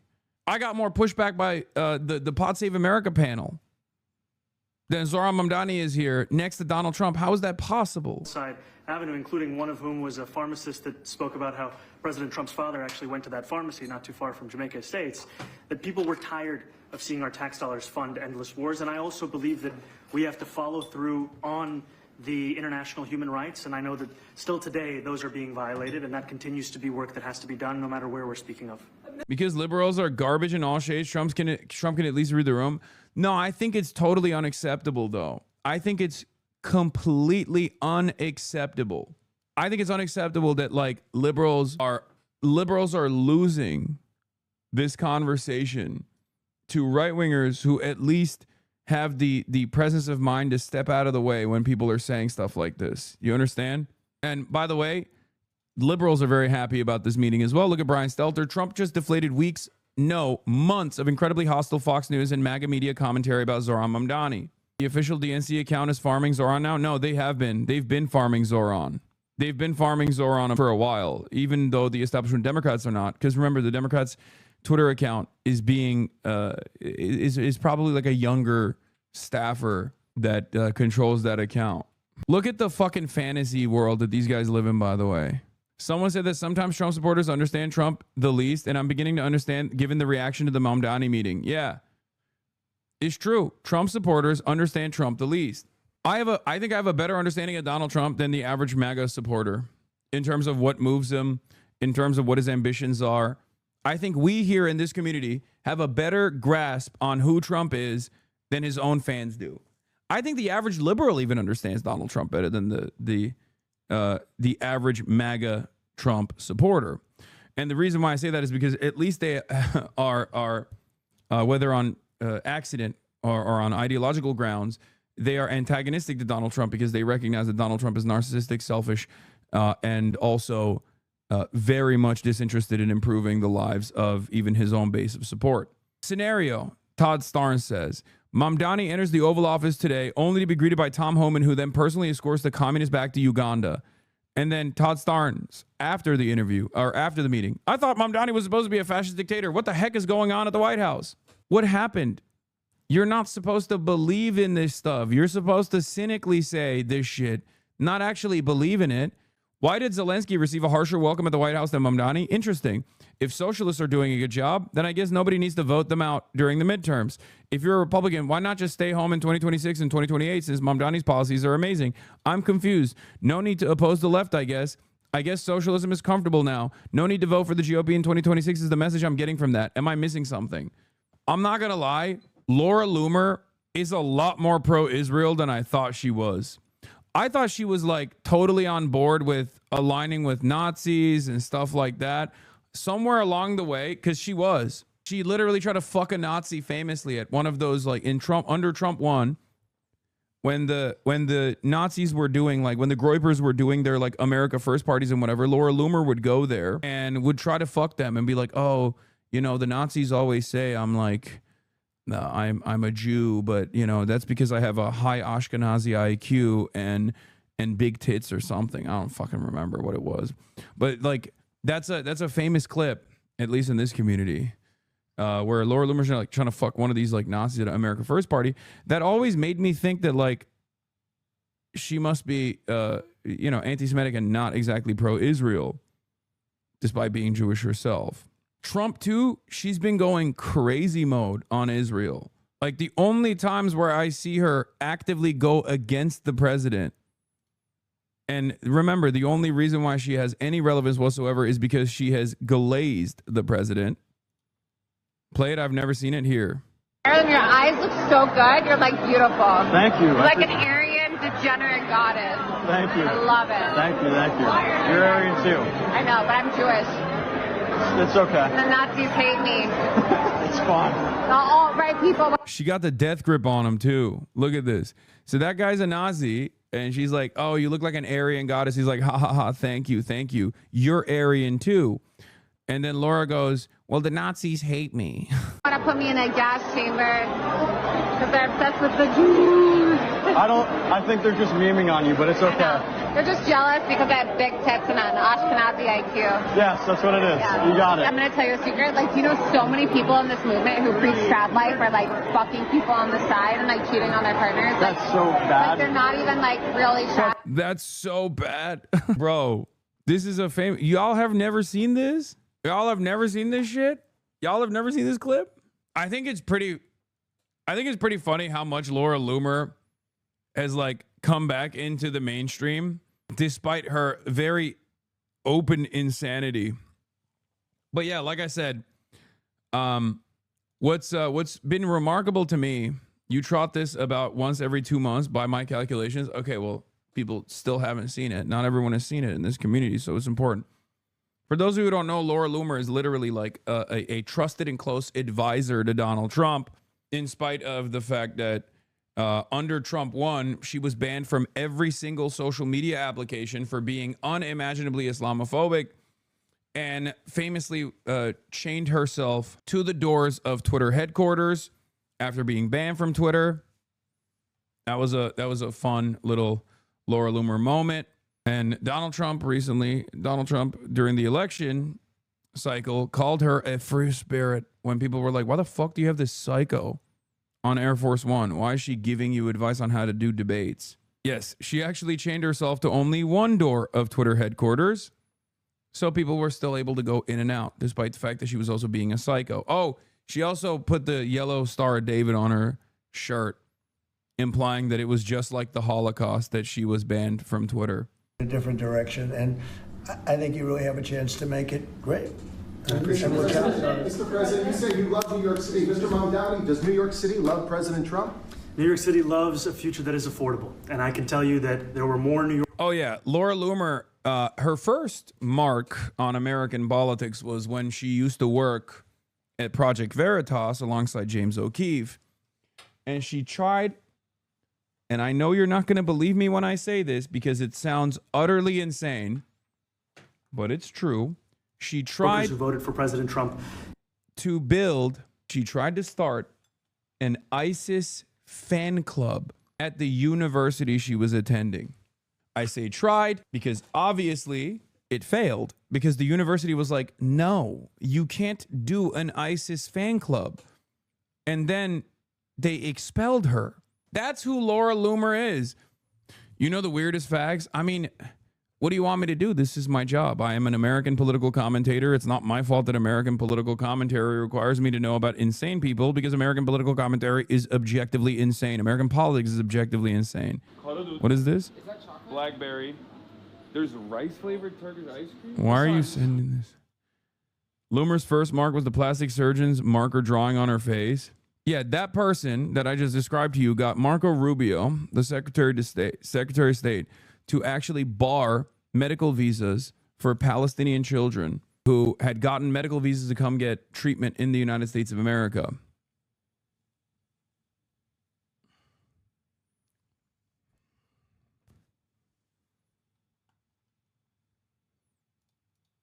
in the most recent presidential election because of that focus on cost of living, and I'm looking forward to working together to deliver on that affordability agenda. I got a lot of votes. One more, go ahead. One or two more, go ahead. I tell you, the press has eaten this thing up. You know, I've had a lot of meetings with the heads of major countries. Nobody cared. This meeting that you people have gone, you know, outside you have hundreds of people waiting. This is just a small little group. For some reason, the press has found this to be a very interesting meeting. The biggest people in the world, they come over from countries nobody cares, but they did care about this meeting, and it was a great meeting. Go ahead. Yeah, around this thing. All right, I think he's different, and that can be in a very positive way, but I think he's different than, you know, your typical guy, runs, wins, becomes mayor maybe, and nothing exciting, because he has a chance to really do something great for New York. New York is at a very critical point, and he does need the help of the federal government to really succeed, and we're going to be helping him. But he's different than, your average candidate. He came out of nowhere. I said, he has a great campaign manager standing over there. He came out of nowhere. Would you start off at one or two? Oh my God! I watched. I said, who is this guy? He was at 1, then he was at 3, then he was at 5, then he was at 9. Then he went up to 17. I said, that's getting a little bit interesting, right? And then all of a sudden he wins a primary that nobody expected he was going to win. It's a great tribute. I mean, it's an amazing thing that he did. Oh my God. You think Trump watched the stream, chat? Chat, do you think Trump saw the Zohran stream? It was at 1%, and then that's crazy. That's crazy. He said this guy's a great campaign manager. He's glazing everything. He's glazing every aspect of Zohran Mamdani's life right now. What the hell is going on? The glazery is open for business? Bro, this shit is Krispy Kreme. It's Krispy Kreme. Is Trump actually just propagandized from the media he's consumed? Yes. This guy Zohran. Very cool guy. Very good guy. Like him quite a bit. Really brilliant campaigner. I see a lot of myself in him.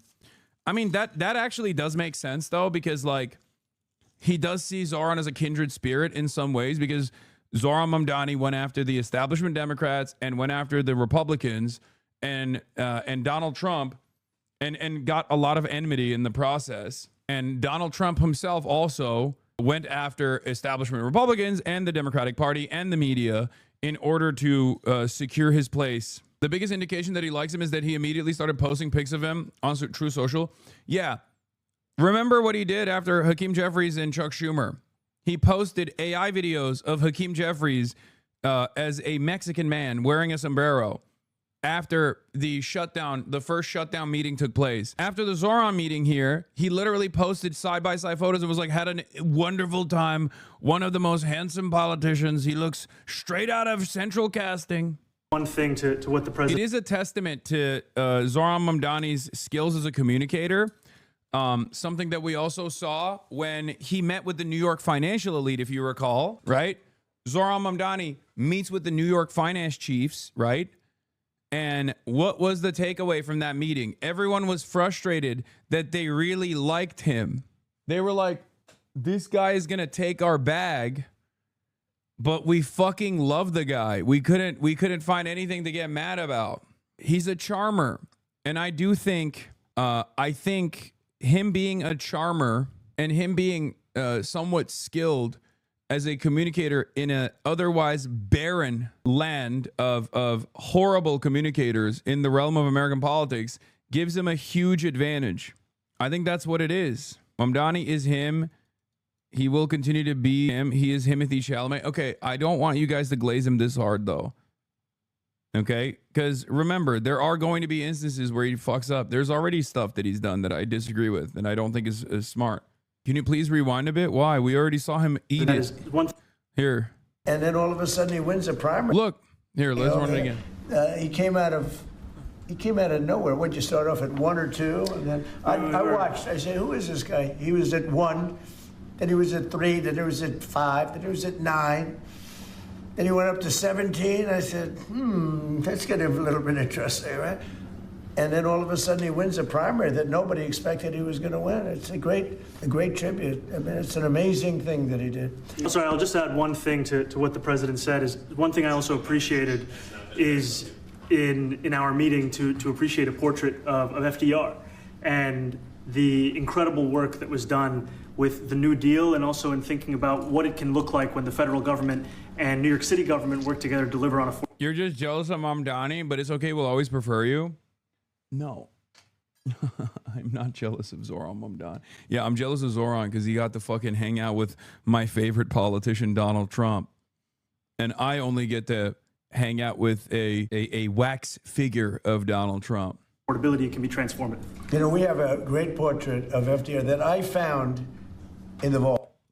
I just had the realization that GOP are doing this Zohran what Dems did to Trump early on, the Pied Piper strategy. I think it will backfire much in the same way. No. I don't think the GOP is Pied Pipering Zohran. I think that I think Republicans are a lot smarter. I think the GOP is a lot smarter than we give them credit in terms of winning elections. Their policies are fucking horrible. And the very fact that they win any elections at all means that they are very good at doing politics. Okay? And no, I don't think that they're Pied Pipering Zohran. I think that they're genuinely fearful of Zohran. And they were a little caught off guard by what Donald Trump did here. And I certainly don't think Donald Trump is doing Pied Piper over Zohran. I think Donald Trump genuinely is trying to take, what do you mean by that? The Pied Piper strategy was the one that Hillary Clinton applied to Donald Trump. They thought Donald Trump was an incredibly weak and ineffective candidate, and they thought Donald Trump would be the best possible candidate to go up against Hillary Clinton because they were unable to read the room. They did not realize that an anti-establishment ticket in 2016 would have been victorious. Okay? And in the primaries, they leaned into Donald Trump. The Democrats did. Hillary Clinton did. In the primary structure, they basically glazed Donald Trump and boosted Donald Trump's profile. The media played ball with this as well. The media also egged on Donald Trump, thinking that Donald Trump would be defeated easily by Hillary Clinton, right? It was a spectacular failure since Donald Trump won. Democrats have tried to do that as well, but I don't think Donald Trump is trying to do that with Zohran here. Donald Trump always maintained the position that Bernie Sanders would have been a harder opponent to beat.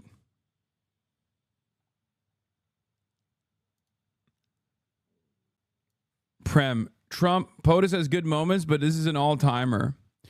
Trump smiled at Mamdani in a way he never has with JD. Meanwhile, he's outside the room grasping for any possible way to still glaze him, lol. POTUS has a lot of good moments, but this is an all-timer. I love that that is true, by the way, that Donald Trump is actually unironically infatuated with Zohran Mamdani in a way that he is not with JD Vance. That was missing. Eric Adams' reaction? You got an Eric Adams reaction? What's funny about these guys is like Eric Adams, Andrew Cuomo, they're all compromised and they all want this level of fucking respect from Donald Trump and they will never get it because they're weak, they're ineffective. Donald Trump fucking hates them. He will use them. He will use them because he has leverage over them. But with Zohran Mamdani, he doesn't have leverage over Zohran Mamdani because Zohran Mamdani won convincingly against all odds.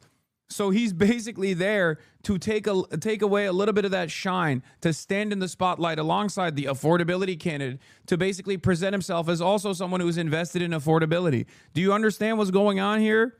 That's why the dynamic is very different. He loves winners. To the best of my knowledge, he's a Democrat. And when the mayor saw that portrait, he said, "Sir, do you mind if I have a picture taken by that portrait?" It's an amazing portrait. I hope the picture comes out good. But it's an amazing portrait in the cabinet room. So he's a big fan of the New Deal, I guess, and of FDR. Yes, ma'am. Thank you, Mr. President. You said that you both spoke about crime. There are many police officers set to come off the rolls at the end of this year in New York City. Are you going to allow those police to be replaced with police officers, actual cops? And are you going to require that that happens? Would there be some consequence if the Well, I hope staffing it happens, but again, that's going to be ultimately the mayor's decision. Is that I look forward to delivering public safety with the NYPD, and I've said over the course of our campaign that we have the number of police officers today. They are the ones that's budgeted about 35,000 headcount. And I think the key thing is that we have to make it easier for police to focus on police work, not ask them to respond to 200,000 mental health calls a year. So is that a reduction from what you're at right now? Are you committing to maintaining the same level of cops? I've committed over the course of the campaign to maintain the 35,000. That's the headcount that we had through the campaign. And not replace them with caseworkers, social workers? No, I've said that's the headcount that we want. What we need to do is make sure they can focus on serious crime. And he just retained a great police commissioner, I believe, right? Yes, we did. Commissioner Tisch. If the newspapers are correct. That one they're correct about. He retained, I think, somebody that is she's a good friend of some of the people in my family, of Ivanka, and they say she's really good, really competent, and he just retained her, so that's a good sign. Are there still topics that you see the two of you disagreeing on in the future, and do you think you'll have more meetings like this? There will be topics that we disagree on. I think we'll probably come to a conclusion, and ultimately he'll convince me, or I'll convince him. You know, it's for the good of New York. Ultimately, it's for the good of New York. I don't care about affiliations or parties or anything else. I want to see if this city could be unbelievable, if he could be a spectacular success, I'd be very happy. Do you think you'll meet again in the future, throughout the administration? I think we will. I think we will. I hope we do. I enjoyed the meeting. We had a great meeting.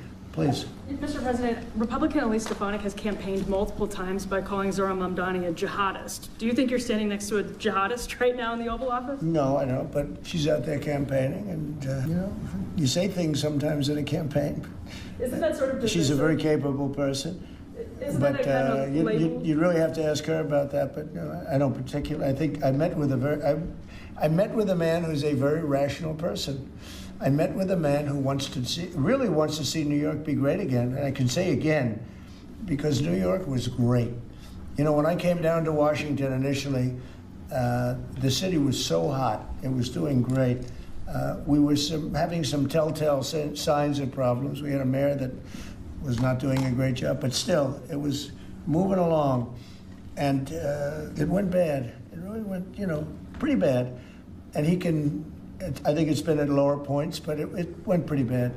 I think he can bring it back. Now, the question is, will he bring it back all the way? Will he bring it back greater than ever before, which is, I guarantee, that's his wish. I think he wants to make it greater than ever before. And if he can, we'll be out there cheering. I'll be cheering for him. Okay, thank you very much, everybody. You're watching CBS News 24/7, and quite an extraordinary meeting in the Oval Office between President Trump and New York City Mayor-elect Zohran Mamdani. They were both very complimentary, as you heard, very civil. And this comes just weeks after the president urged voters not to vote for him in New York City's mayoral election. The president expressed hope for Mamdani's tenure as mayor. Listen. I feel very confident that he can do a very good job. I think he is going to surprise some conservative people, actually. And some very liberal people, he won't surprise them because they already like him. Mamdani as well, also very complimentary of Trump about their meeting this afternoon. I appreciated the meeting with the president, and as he said, it was a productive meeting focused on a place of shared admiration and love, which is New York City, and the need to deliver affordability to New Yorkers, the 8.5 million people who call our city their home, who are struggling to afford life in the most expensive city in the United States of America.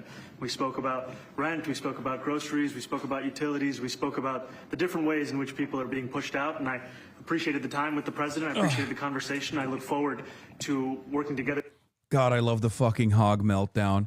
God, I love the fucking hog tears. Oh my God, what a time. What a life. What a time to be alive. Trump just started a campaign by saying he's not a jihadist. Yep. I mean, I think that, yeah, I didn't miss anything. I was listening while I was pooping, okay? I was listening while I was pooping. The bathroom is right next to the fucking, right next to my desk. Calm down. I guess I missed the dab up. Look at this still from the meeting. It's so over. Yeah. Find you somebody who looks at you like Donald Trump looks at Zohran Mamdani. With the door open is criminal. I fixed the noise gate so you can't hear shit. They cut the part where Trump said good answer. I'm telling you, Mike Johnson, we're going to make Zohran Mamdani the face of the Democratic Party. Donald Trump. And what a beautiful face it is. Look at that smile. We love Zohran Mamdani, don't we, folks? I look forward to working with him. He's going to make New York City great again. He's going to make New York City great again.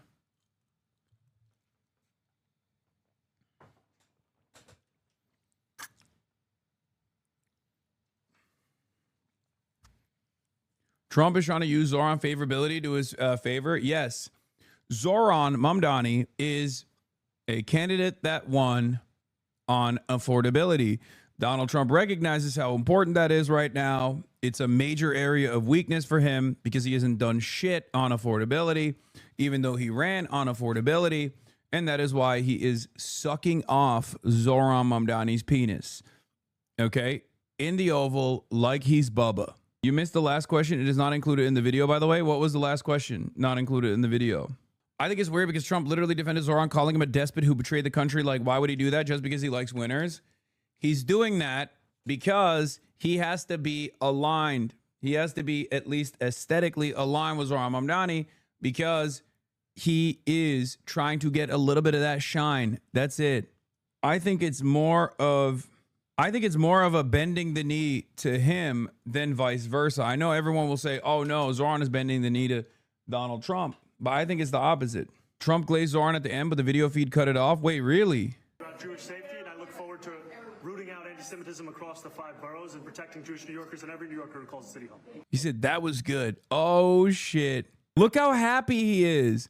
Look at his face. Look at his fucking face. I'm telling you, man. I'm telling you. I told you. I told you he was going to be fucking way, way nicer to Zohran in person. This doesn't mean he's not going to keep daggering him. He will. He will keep playing. He'll keep playing the song and dance like, oh yeah, Zohran Mamdani, he's crazy. He's a communist. He's a radical communist Marxist. He's out of his mind, whatever. What has Zohran done so far that you don't agree with? Keeping Jessica Tisch on as police commissioner, I think, is devastating. I don't like that. And I also disagree with him and whatever his assessment is in terms of not endorsing, or in terms of just like immediately coming out of the gates and like actively tampering with Chiose's endorsement and basically saying he shouldn't run, like openly being contentious to Chiose running against Hakeem Jeffries. This is proof that Trump's entire ideology is just whoever he talked to 20 minutes ago. No, it's more complicated than that. It's more complicated than that. I don't agree with that.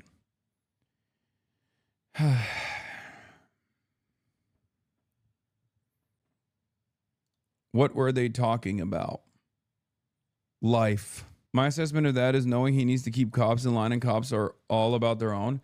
Yeah, but you can find a different person to keep the cops in line that is actually going to be sympathetic to you. Tisch is a billionaire family, comes from a billionaire family, and that family spent tens of millions of dollars in attack ads against Zohran Mamdani. Jessica Tisch is also an ultra-Zionist. It's completely unacceptable. It is straightforwardly the opposite of what he should be doing, okay? It goes against his promises. It goes against his agenda. It's especially, I just don't think it'll help with the governance. But what do I know? I'm not the fucking mayor. I'm not making these calculations. I'm not in these rooms. But my assessment is, as an outsider, my assessment is that Jessica Tisch will make things harder for Zohran Mamdani commanding the police force in a way that he needs to, rather than make it easier. Because once again, I think it's customary. Like, it's normal for the police commissioner to leave when there's a new mayor coming in. And Zohran Mamdani saying he's going to keep Jessica Tisch on the job was actually unique, especially when the police commissioner and her family are directly antagonistic to Zohran, his worldview, whether it be on Israel or whether it be on socialism. He can just remove her at some point, but that will make things more complicated. There was a better opportunity to use the transition to put whoever he wanted in charge. The assessment, as an outsider for me, is that he thinks this will help him govern better, I guess. I have so much hate for people saying Mamdani is compromised. Like, I swear to God, what do you want? That he doesn't play ball in his 10 years, a net failure? That's so unserious for some of you. I mean, I'm not saying that he's compromised. I'm not saying that at all. But I can disagree with him at times, you know.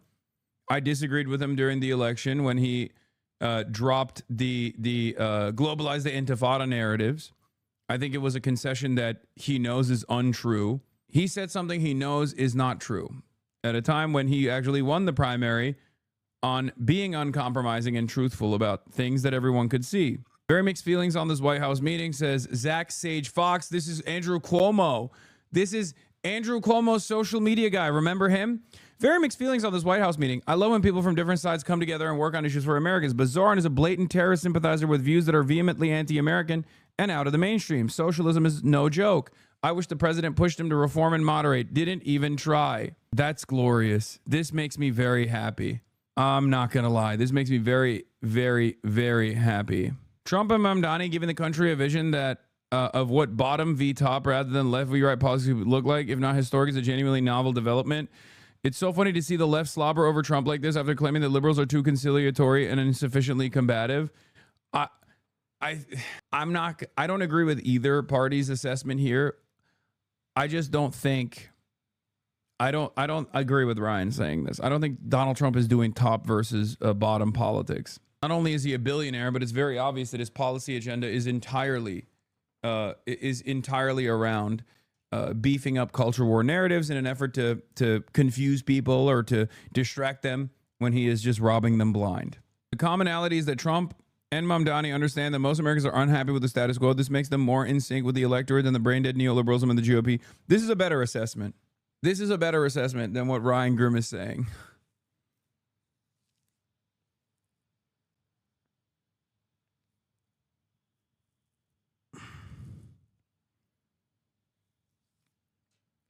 Donald Trump ran on a wave of anti-establishment anger and resentment, and he won on that anti-establishment wave and resentment. Ryan is 1,000% right, and you are acting like grass looking at the trees. You're saying I'm missing the forest for the trees? Are you serious? Donald Trump's entire worldview and his style of politics is sloppyism. Okay? Using fake populism to garner support only to fuck over the working class by refocusing their efforts on culture war narratives, culture war issues, everybody transgender. That is the exact opposite of down-up politics, top-bottom politics, okay? Donald Trump is a Republican. Republicans don't do class politics, or rather, they do class politics all the time, but they do it at the behest of the billionaire class. Democrats also do it at the behest of fucking billionaire class too. But the Republicans are open about their disdain for the poor for the most part. Donald Trump is a newer version of this because he just fakes it like he's one with the working class. Oh my God. I did miss this part. Stefanik has called Mamdani a jihadist. Do you think you're standing next to a jihadist right now? Oh my fucking God. I missed this part. Dude, oh my God, at least Stefanik's gonna kill herself, dude. Holy shit. He just destroyed her entire fucking gubernatorial run. Look, we want New York City to succeed, but we'll have to agree to disagree on this one. If he walks like a jihadist, he talks like a jihadist. If he campaigns like a jihadist, if he supports jihadists, he's a jihadist. And he's Kathy Hochul's jihadist. Oh my God. You didn't miss it? You literally commented on it when we were watching? No, I missed that it was about Elise Stefanik. Elise Stefanik has campaigned multiple times by calling Zohran Mamdani a jihadist. Do you think you're standing next to a jihadist right now in the Oval Office? No, I don't, but she's out there campaigning, and you say things sometimes in a campaign. Isn't that sort of She's a very capable person, but you really have to ask her about that. But I don't particularly. I think I met with a man who's a very rational person. I met with a man who really wants to see New York be great again. And I can say again, because New York was great. You know what I'm reading? Please. On the previous topic, DHS literally tweeted out that immigrants are to blame for everything. Yeah.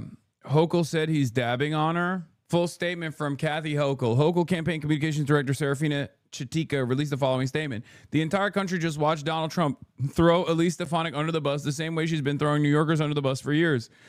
In one breath, Trump nuked her opening argument and told every New Yorker listening that she's only playing politics. We haven't seen Stefanik take an L this big since Trump crushed her dreams of joining his administration. Oh, nasty.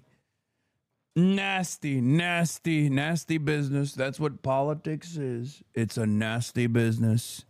It's not a very good business. It's nasty. Hold on. Ken K with another banger. Mamdani turned his haters into his waiters at the table of success is fucking true. Girl is more racist than Trump? Yes. Oh, there's so much more copium. Sid Rosenberg, remember the guy who said Zohran Mamdani would celebrate another 9/11 happening? If you truly love and know Trump, Sid, then this press conference should have been expected. Anyone who truly understands Trump expected it to unfold just the way it did. Exactly. So I'm right back in the chair I was sitting in my family room on October 8th. That Sunday morning, the day after October 7th. Same exact chair, same exact shirt. How weird is that? Didn't even realize that till just now. October 8th, 2023. Same chair. This is where I watched that press conference, if you will, between President Trump and Mayor-elect Mamdani. And I think a lot of you know how much I love President Trump. I think a lot of you know President Trump reciprocates that. In fact, I'll be in Washington, D.C. coming up in a couple of weeks when I am sworn in for President Trump's Holocaust Memorial Council. But with that said, did the GOP just get cucked? I mean, I think ultimately,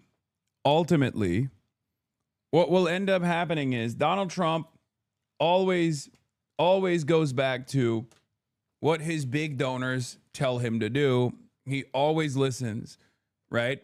I am reminded of the defense that he delivered to Hamas in the aftermath of the peace plan, the so-called ceasefire plan that he implemented, where he was like, well, Hamas, they're doing their best. They have to deal with the criminals just like Trump. Trump wants to deal with the criminals, and Hamas is dealing with the criminals. And then a couple days later, he got the boss call and was like, actually, they're being violent. They need to stop killing people now, you know? And I suspect that there will be another moment exactly like that, because a lot of the Zionist mega donors that he has, a lot of his Zionist mega donors are going to be making boss calls after this, freaking the fuck out that he was functionally glazing Zohran, and Zohran is their number one op, right? It's crazy. From me, Sid Rosenberg, I'm going to say it at the risk of pissing off President Trump. That was a tough press conference to watch, okay? He is a jihadist. Elise Stefanik is right. Sorry, Mr. President. His explanations about genocide and anti-Semitism, President Trump should have been... I mean, we have to look at these guys like QAnon, man. I certainly do, but I hope other people also read it in the same way, where they're just like deeply insincere and genuinely psychotic people. If you look at someone like Zohran Mamdani and you're like, oh, he's a jihadist. If you look at someone like Zohran Mamdani and say he's a jihadist, he's an anti-Semite, like, you are so unimaginably fucking racist that it's difficult to have a normal conversation with you. How can I have a normal conversation with a person like this? Like, you are just not living on the same fucking plane of existence with the rest of us. Dude has the popular position on Israel. Okay? He has the popular position on Israel. He also has actively worked to overcome the false smears of anti-Semitism, many of which is directed his way because of his background, because of his Muslim background. Let's be fucking real on that too, right? And yet, these are people who are still calling him a fucking jihadist and shit. Like, it's not... If you look at a guy like Zohran Mamdani and you say he's a jihadist anti-Semite for having the majority position on Israel, you're a psycho. A lot tougher. I understand Trump wants New York to be great. So do I, President Trump. He doesn't even live here. He's got business interests here, but he's in Florida. He's in D.C. I live here. I have kids here. I need this city to be great. I understand all that. But to give this guy a pass, shaking hands and smiling and what a terrific guy and we're getting along great, I get it. Look, he goes to the Middle East. He gets along with the Arabs. He goes to Asia. He gets along with some of the guys there. Yeah, he's not as racist as we want him to be, all right? Come on. Come on. We all want him to be a little bit more racist towards the Arabs, right? But he's not. He's not. He's not as racist towards the Arabs as we want him to be. It's all good, though. It's all fucking good, though. You know, at the end of the day, he's still giving us what we fucking want. Does this man have eyes to see? No, he is so thumb-like that his fucking eyelids have closed in on him.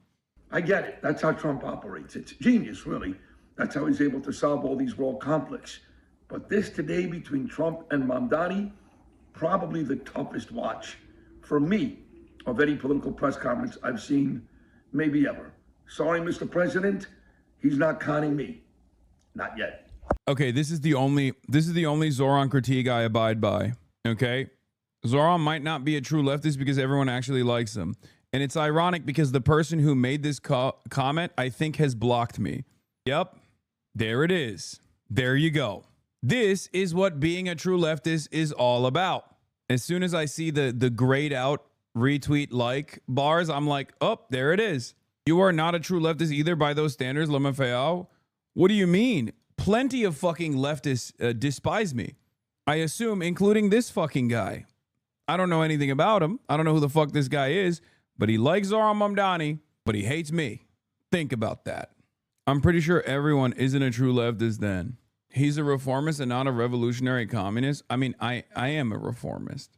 Probably someone who blocked you after October 7th, but then came around. Nah, he's too brown to have blocked me after October 7th. It's probably some other reason. I never watched your content before this recent controversy, but it made sense when I started watching why so many people hate you. When you really challenge power to that extent, they will loathe you. I think in the simplest terms, people just don't want someone constantly telling them this shit ain't right. Okay? People want to be sedated. What we're doing here is still entertainment. And people don't want to constantly fucking hear about how awful everything is. Even though I try to do everything in my power to make it entertaining, ultimately a lot of people lose their fucking minds over this shit. They don't want to hear someone constantly tell them like, no, actually this thing that you consider to be objectively good, or this thing that you have deluded yourself into thinking is good, is actually bad, and here's why. No one wants to hear that. People also don't have any nuance in the way that they operate. They don't have any room for disagreement. There's no room for ideological diversity. And I'm all about that. Ironically enough, contrary to what my haters fucking present me as, I consistently tell people that it is okay to disagree with one another. You don't have to throw the baby out with the bathwater all the time. This is, in and of itself, ironically, a thing that leftists also despise. Leftists hate that I say that sometimes. Some people disagree with me on that front, where they're like, how dare you? How dare you say that, you know, we can be more understanding of people depending on, I mean, and be more cognizant of their background. Deliver that affordability. Anyway, let's continue with this. CBS News political reporter Zach Kodak joining us live now. Zach, a lot of eyes on this conversation, on this meeting. You know, quite a different tone before this election. The president really now giving his stamp of approval for Mamdani, the two of them having a conversation, if you will, as opposed to... What is this? Nah, man, you also have purity tests. Otherwise, you wouldn't be so isolated from other people denouncing Israel's war crimes. What? You also have purity tests? Otherwise, you wouldn't be so isolated from other people denouncing Israel's war crimes. Who am I isolated from in terms of people who denounce Israel's war crimes? I have purity tests. What's written on my shirt means rooted in Arabic. Please explain what you mean, chatter. Unless you're talking about Nazis. I hope you're not talking about Nazis. I need to know. Is it a Fuentes guy? I am no way just libs and others. Who?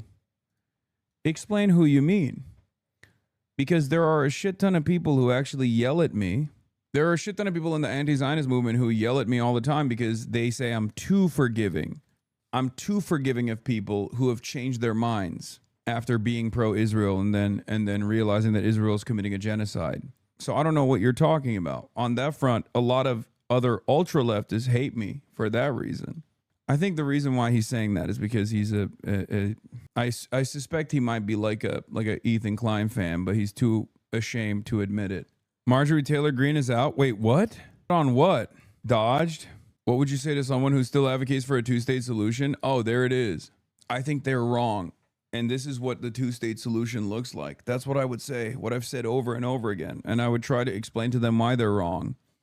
But I understand, chatter. I get what you're trying to say now. I think we all understand what you're trying to say. Yeah.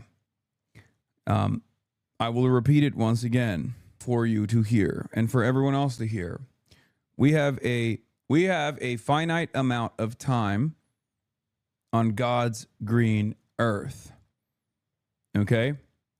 And what you make of it and what you make of that time is important to me. Okay?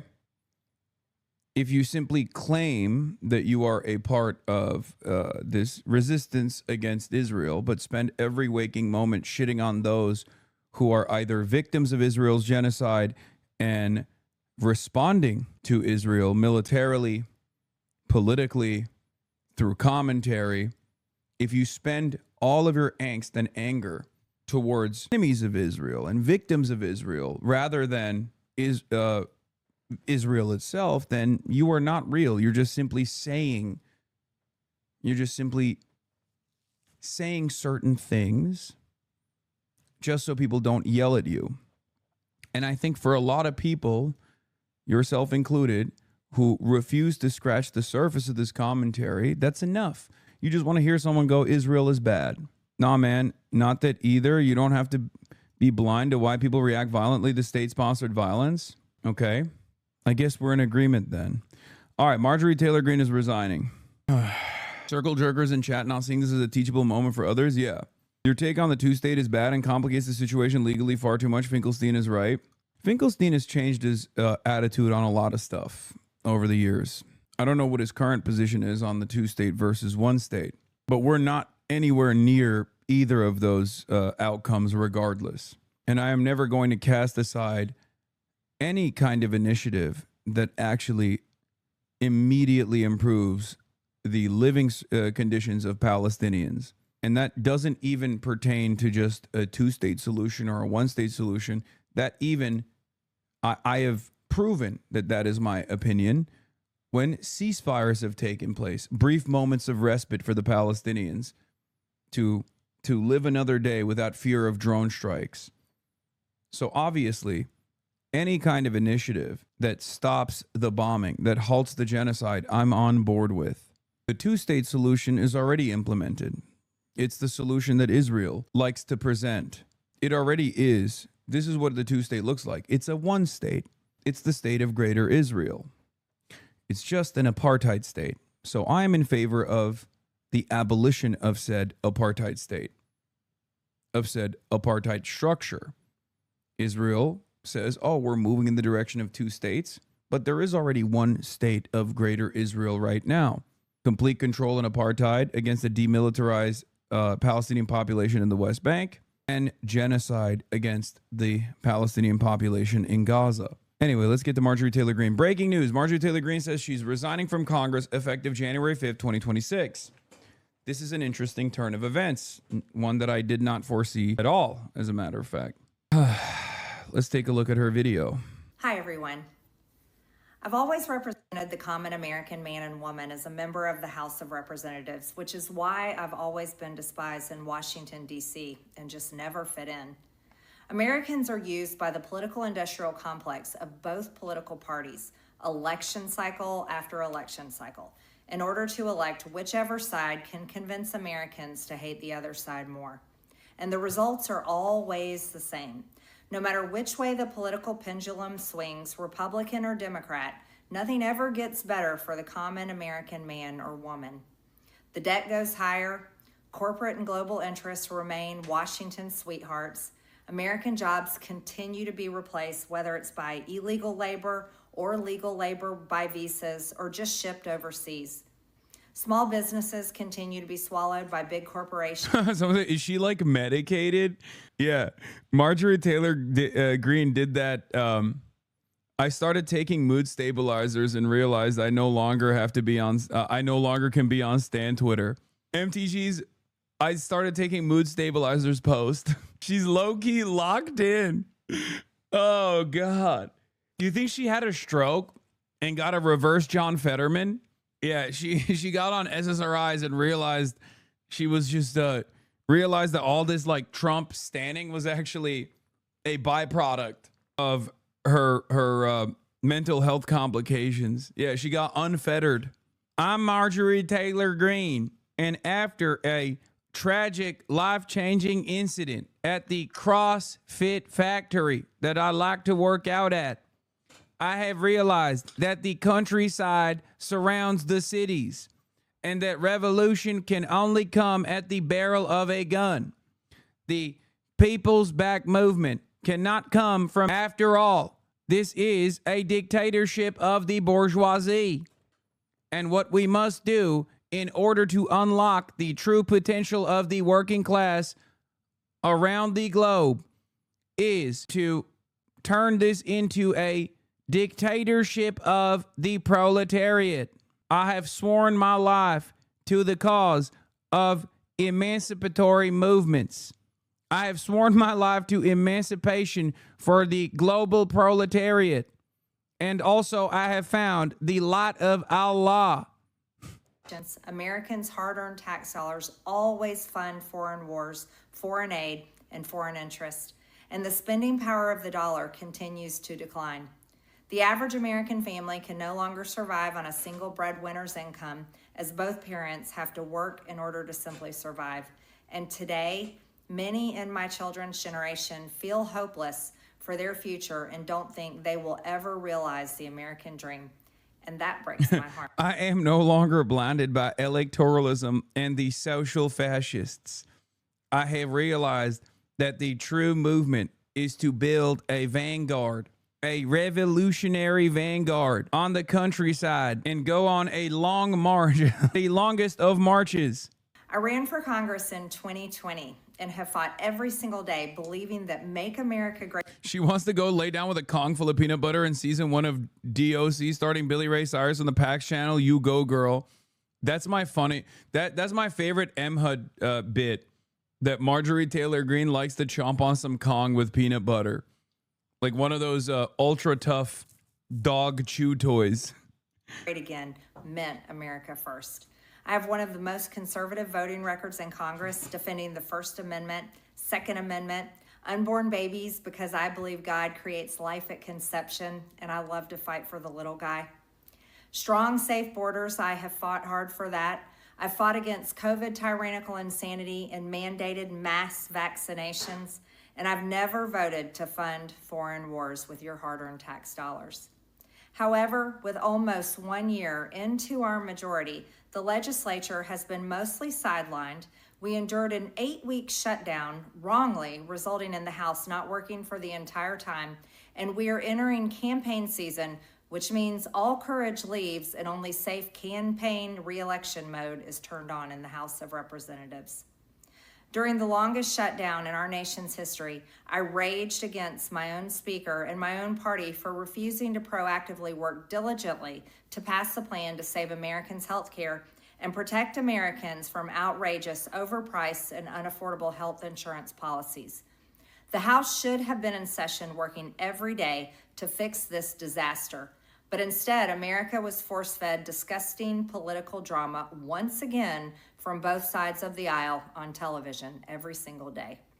My bills, which reflect many of President Trump's executive orders, like calling for a new census counting Americans only to draw new districts, making English the official language of the U.S., making it a felony to medically trans a minor, and other bills like eliminating capital gains taxes on the sale of your primary home and eliminating H-1B visas, just sit. They all sit collecting dust.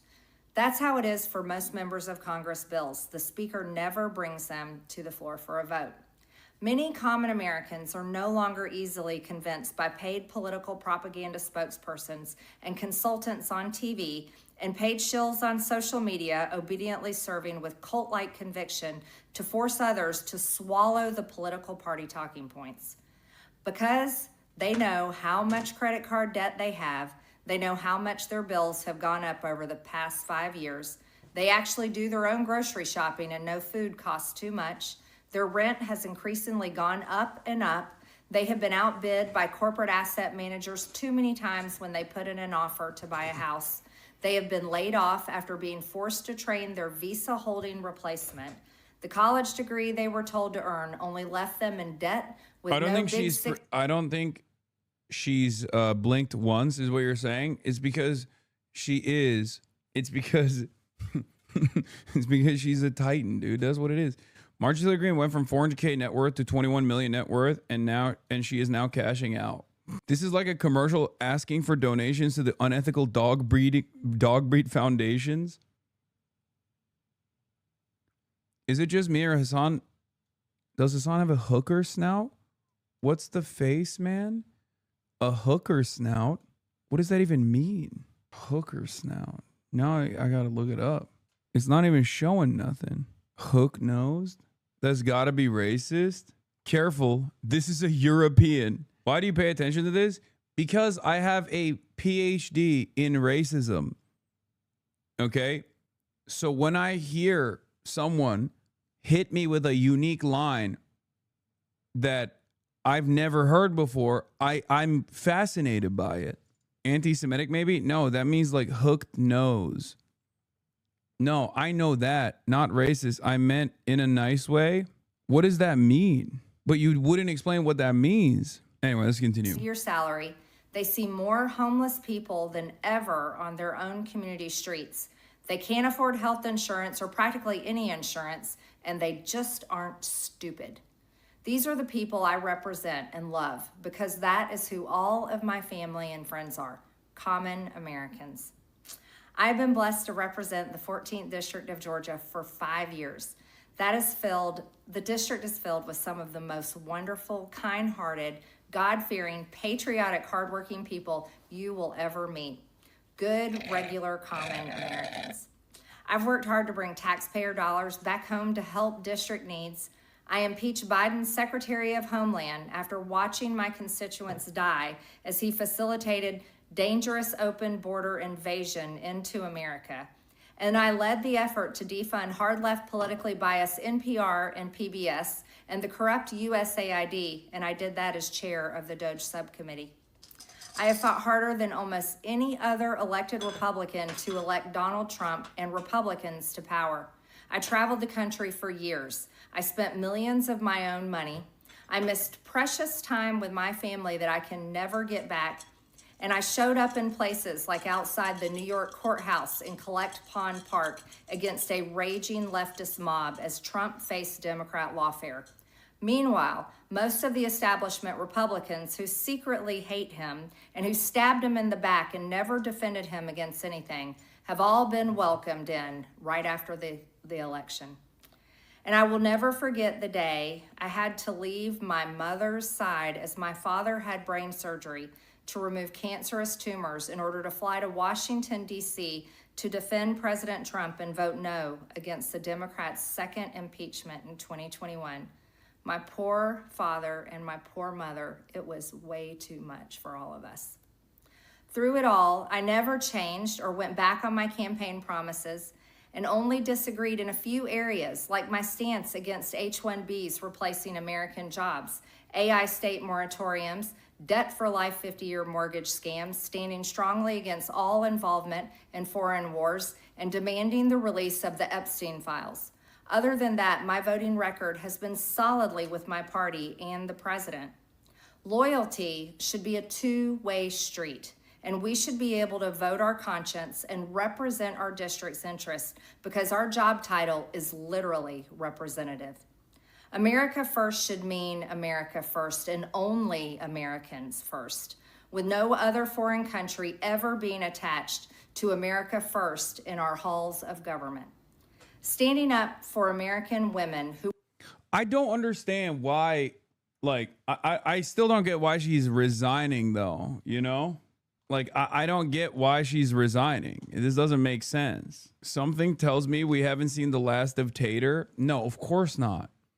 But even then, it just doesn't make sense. Is she getting blackmailed because of her recent disagreements with Trump and Epstein? I don't fucking know. She gets into it later. She doesn't want to win her primary and then defend Trump in the midterms when Dems impeach him. She wants to save herself from an AIPAC primary. No, she's safe. She is safe. There is no world where Donald Trump could even undermine Marjorie Taylor Greene in her district. I'm fairly certain she's safe. And if anything, she's more of a threat to Trump in power when she's in that seat, winning elections, resigning instead of just retiring. LaMaFeo's trying to fuck them over. I still don't understand why. I think she's more consequential. If she wants to shit on the Republican Party, she can still do so. I will say this, okay? At least from my own personal experience and from people who I've talked to that are running for office or are in positions of power, or even like media figures in general, there is... Israel will make your life a living fucking hell if you are outwardly and overtly anti-Israel. Like, it's not even a question. There is only one group of influence peddlers that have more motion and more intensity and more investment in making your life a living hell until the end of time. And it is absolutely the Hosberists. They do not operate with like with the same level of intensity as like other interest groups. You can be a fucking anti-big oil guy. You can be a climate change guy. You can be anti-billionaire.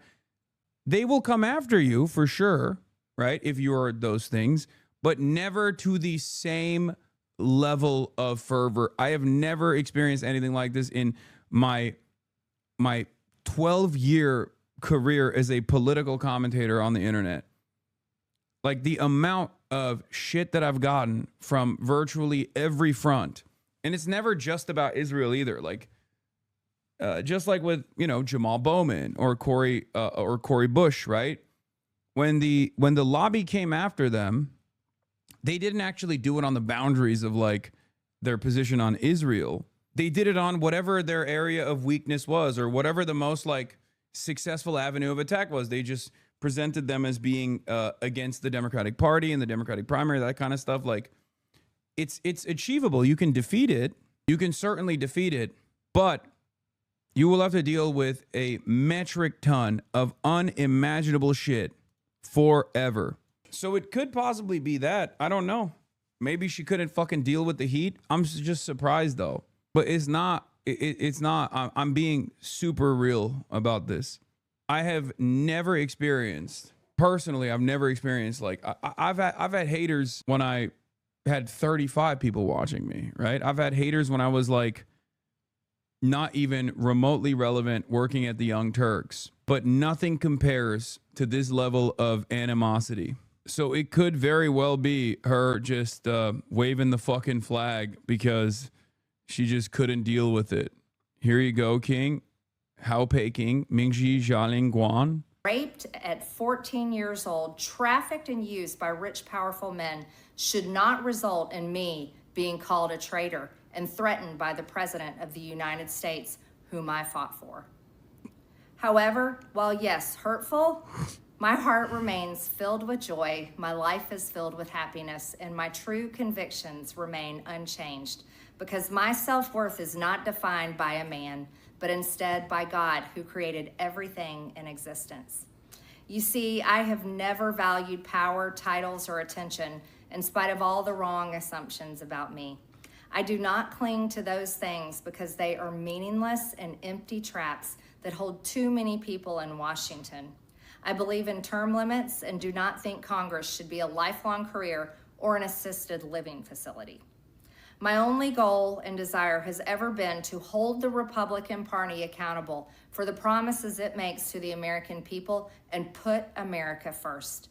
And I have fought against Democrats' damaging policies like the Green New Deal, wide open, deadly, unsafe border policies, and the trans agenda on children and against women.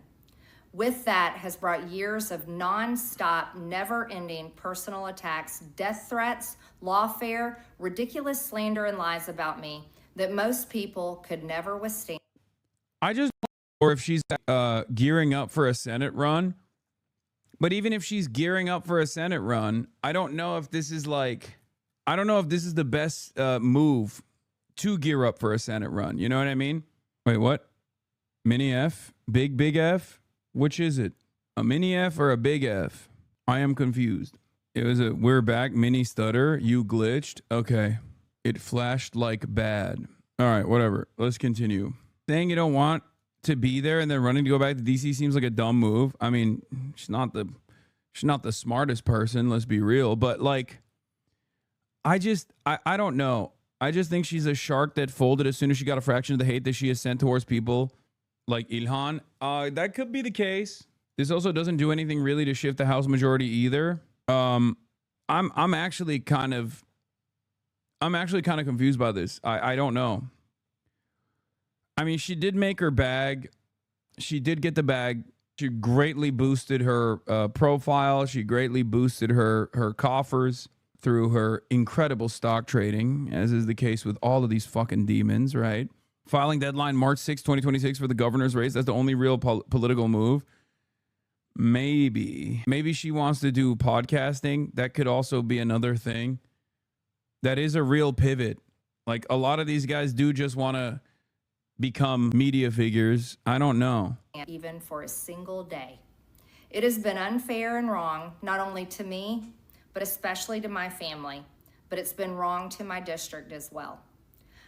She's not winning Georgia governor, especially not. I mean, I guess maybe she like tries to whip up Maybe she tries to whip up a like the anti-Trump momentum while still keeping like big bits and pieces of the MAGA base. I don't know, but I don't think any Democrat in Georgia is going to vote for Marjorie Taylor Greene over like a Democrat for governor. Too much self-respect and dignity. I love my family way too much, and I do not want my sweet district to have to endure a hurtful and hateful primary against me by the president that we all fought for, only to fight and win my election while Republicans will likely lose the midterms, and in turn be expected to defend the president against impeachment after he hatefully dumped tens of millions of dollars against me and tried to destroy me. It's all so absurd and completely unserious. I refuse to be a battered wife, hoping it all goes away and gets better. If I am cast aside by the president and the MAGA political machine and replaced by neocons, What the fuck? big pharma, big tech, military-industrial war complex, foreign leaders, and the elite donor class that can never ever relate to real Americans, then many common Americans have been cast aside and replaced as well. There is no plan to save the world or a 4D chess game being played. When common American people realize and understand that the political industrial complex of both parties is ripping this country apart, that not one elected leader like me is able to stop Washington's machine from gradually destroying our country, and instead the reality is that they, common Americans, the people, possess the real power over Washington, then I'll be here by their side to rebuild it. Until then, I'm going back to the people that I love, to live my life to the fullest as I always have, and I look forward to a new path ahead. I'll be resigning from office with my last day being January 5th, 2026, and I look forward to seeing many of you again sometime in the future. May God bless you all. And may Plan to save the world is a QAnon dog whistle. She put in an also subtle nod shading the QAnon mindset at the end of her letter. It feels like ages ago that Marjorie Taylor Greene was the first Q-adjacent congressperson elected. If I'm cast aside by MAGA and replaced by neocons, big pharma, big tech, there is no plan to save the world or insane 4D chess game being played. Wait, so she's a disillusioned QAnon wine mom? Where she's like, when I first joined Congress, I thought Q was real. I thought there was an elite Jewish pedophilic cabal and that Donald Trump was the only man to tackle it. Now I realize he is a part of the elite Jewish pedophilic cabal, and I do not believe that he has a plan to save the world. So she is a real believer. This goes along, I guess this kind of goes along with the assessment that I made initially, that like Marjorie Taylor Greene is not as much as a grifter as she is like a real believer. Like this, I thought that was well established. No, I mean, I said, I can't tell if she's like, I can't tell if this pivot that she's going through right now is a calculated move for a Senate run, or if this is like a real believer going to the Capitol and realizing that like, no, there is no actual deep state, or rather what she perceived as the deep state pedophilic cabal is actually absolutely something that Donald Trump is playing ball with, you know? I don't know. I haven't found myself this fucking confused by the actions of a politician in a long time. It's actually confusing. Prior to the election, your thoughts and take on this? Jules, I think it was somewhat of a surprise to all of us to see how well they were getting along, but I think at the heart of that is what they said they talked about before they let the cameras in, which is making New York affordable for New Yorkers. And I think really what that illustrates is the fine line between the... Damn, this guy's good.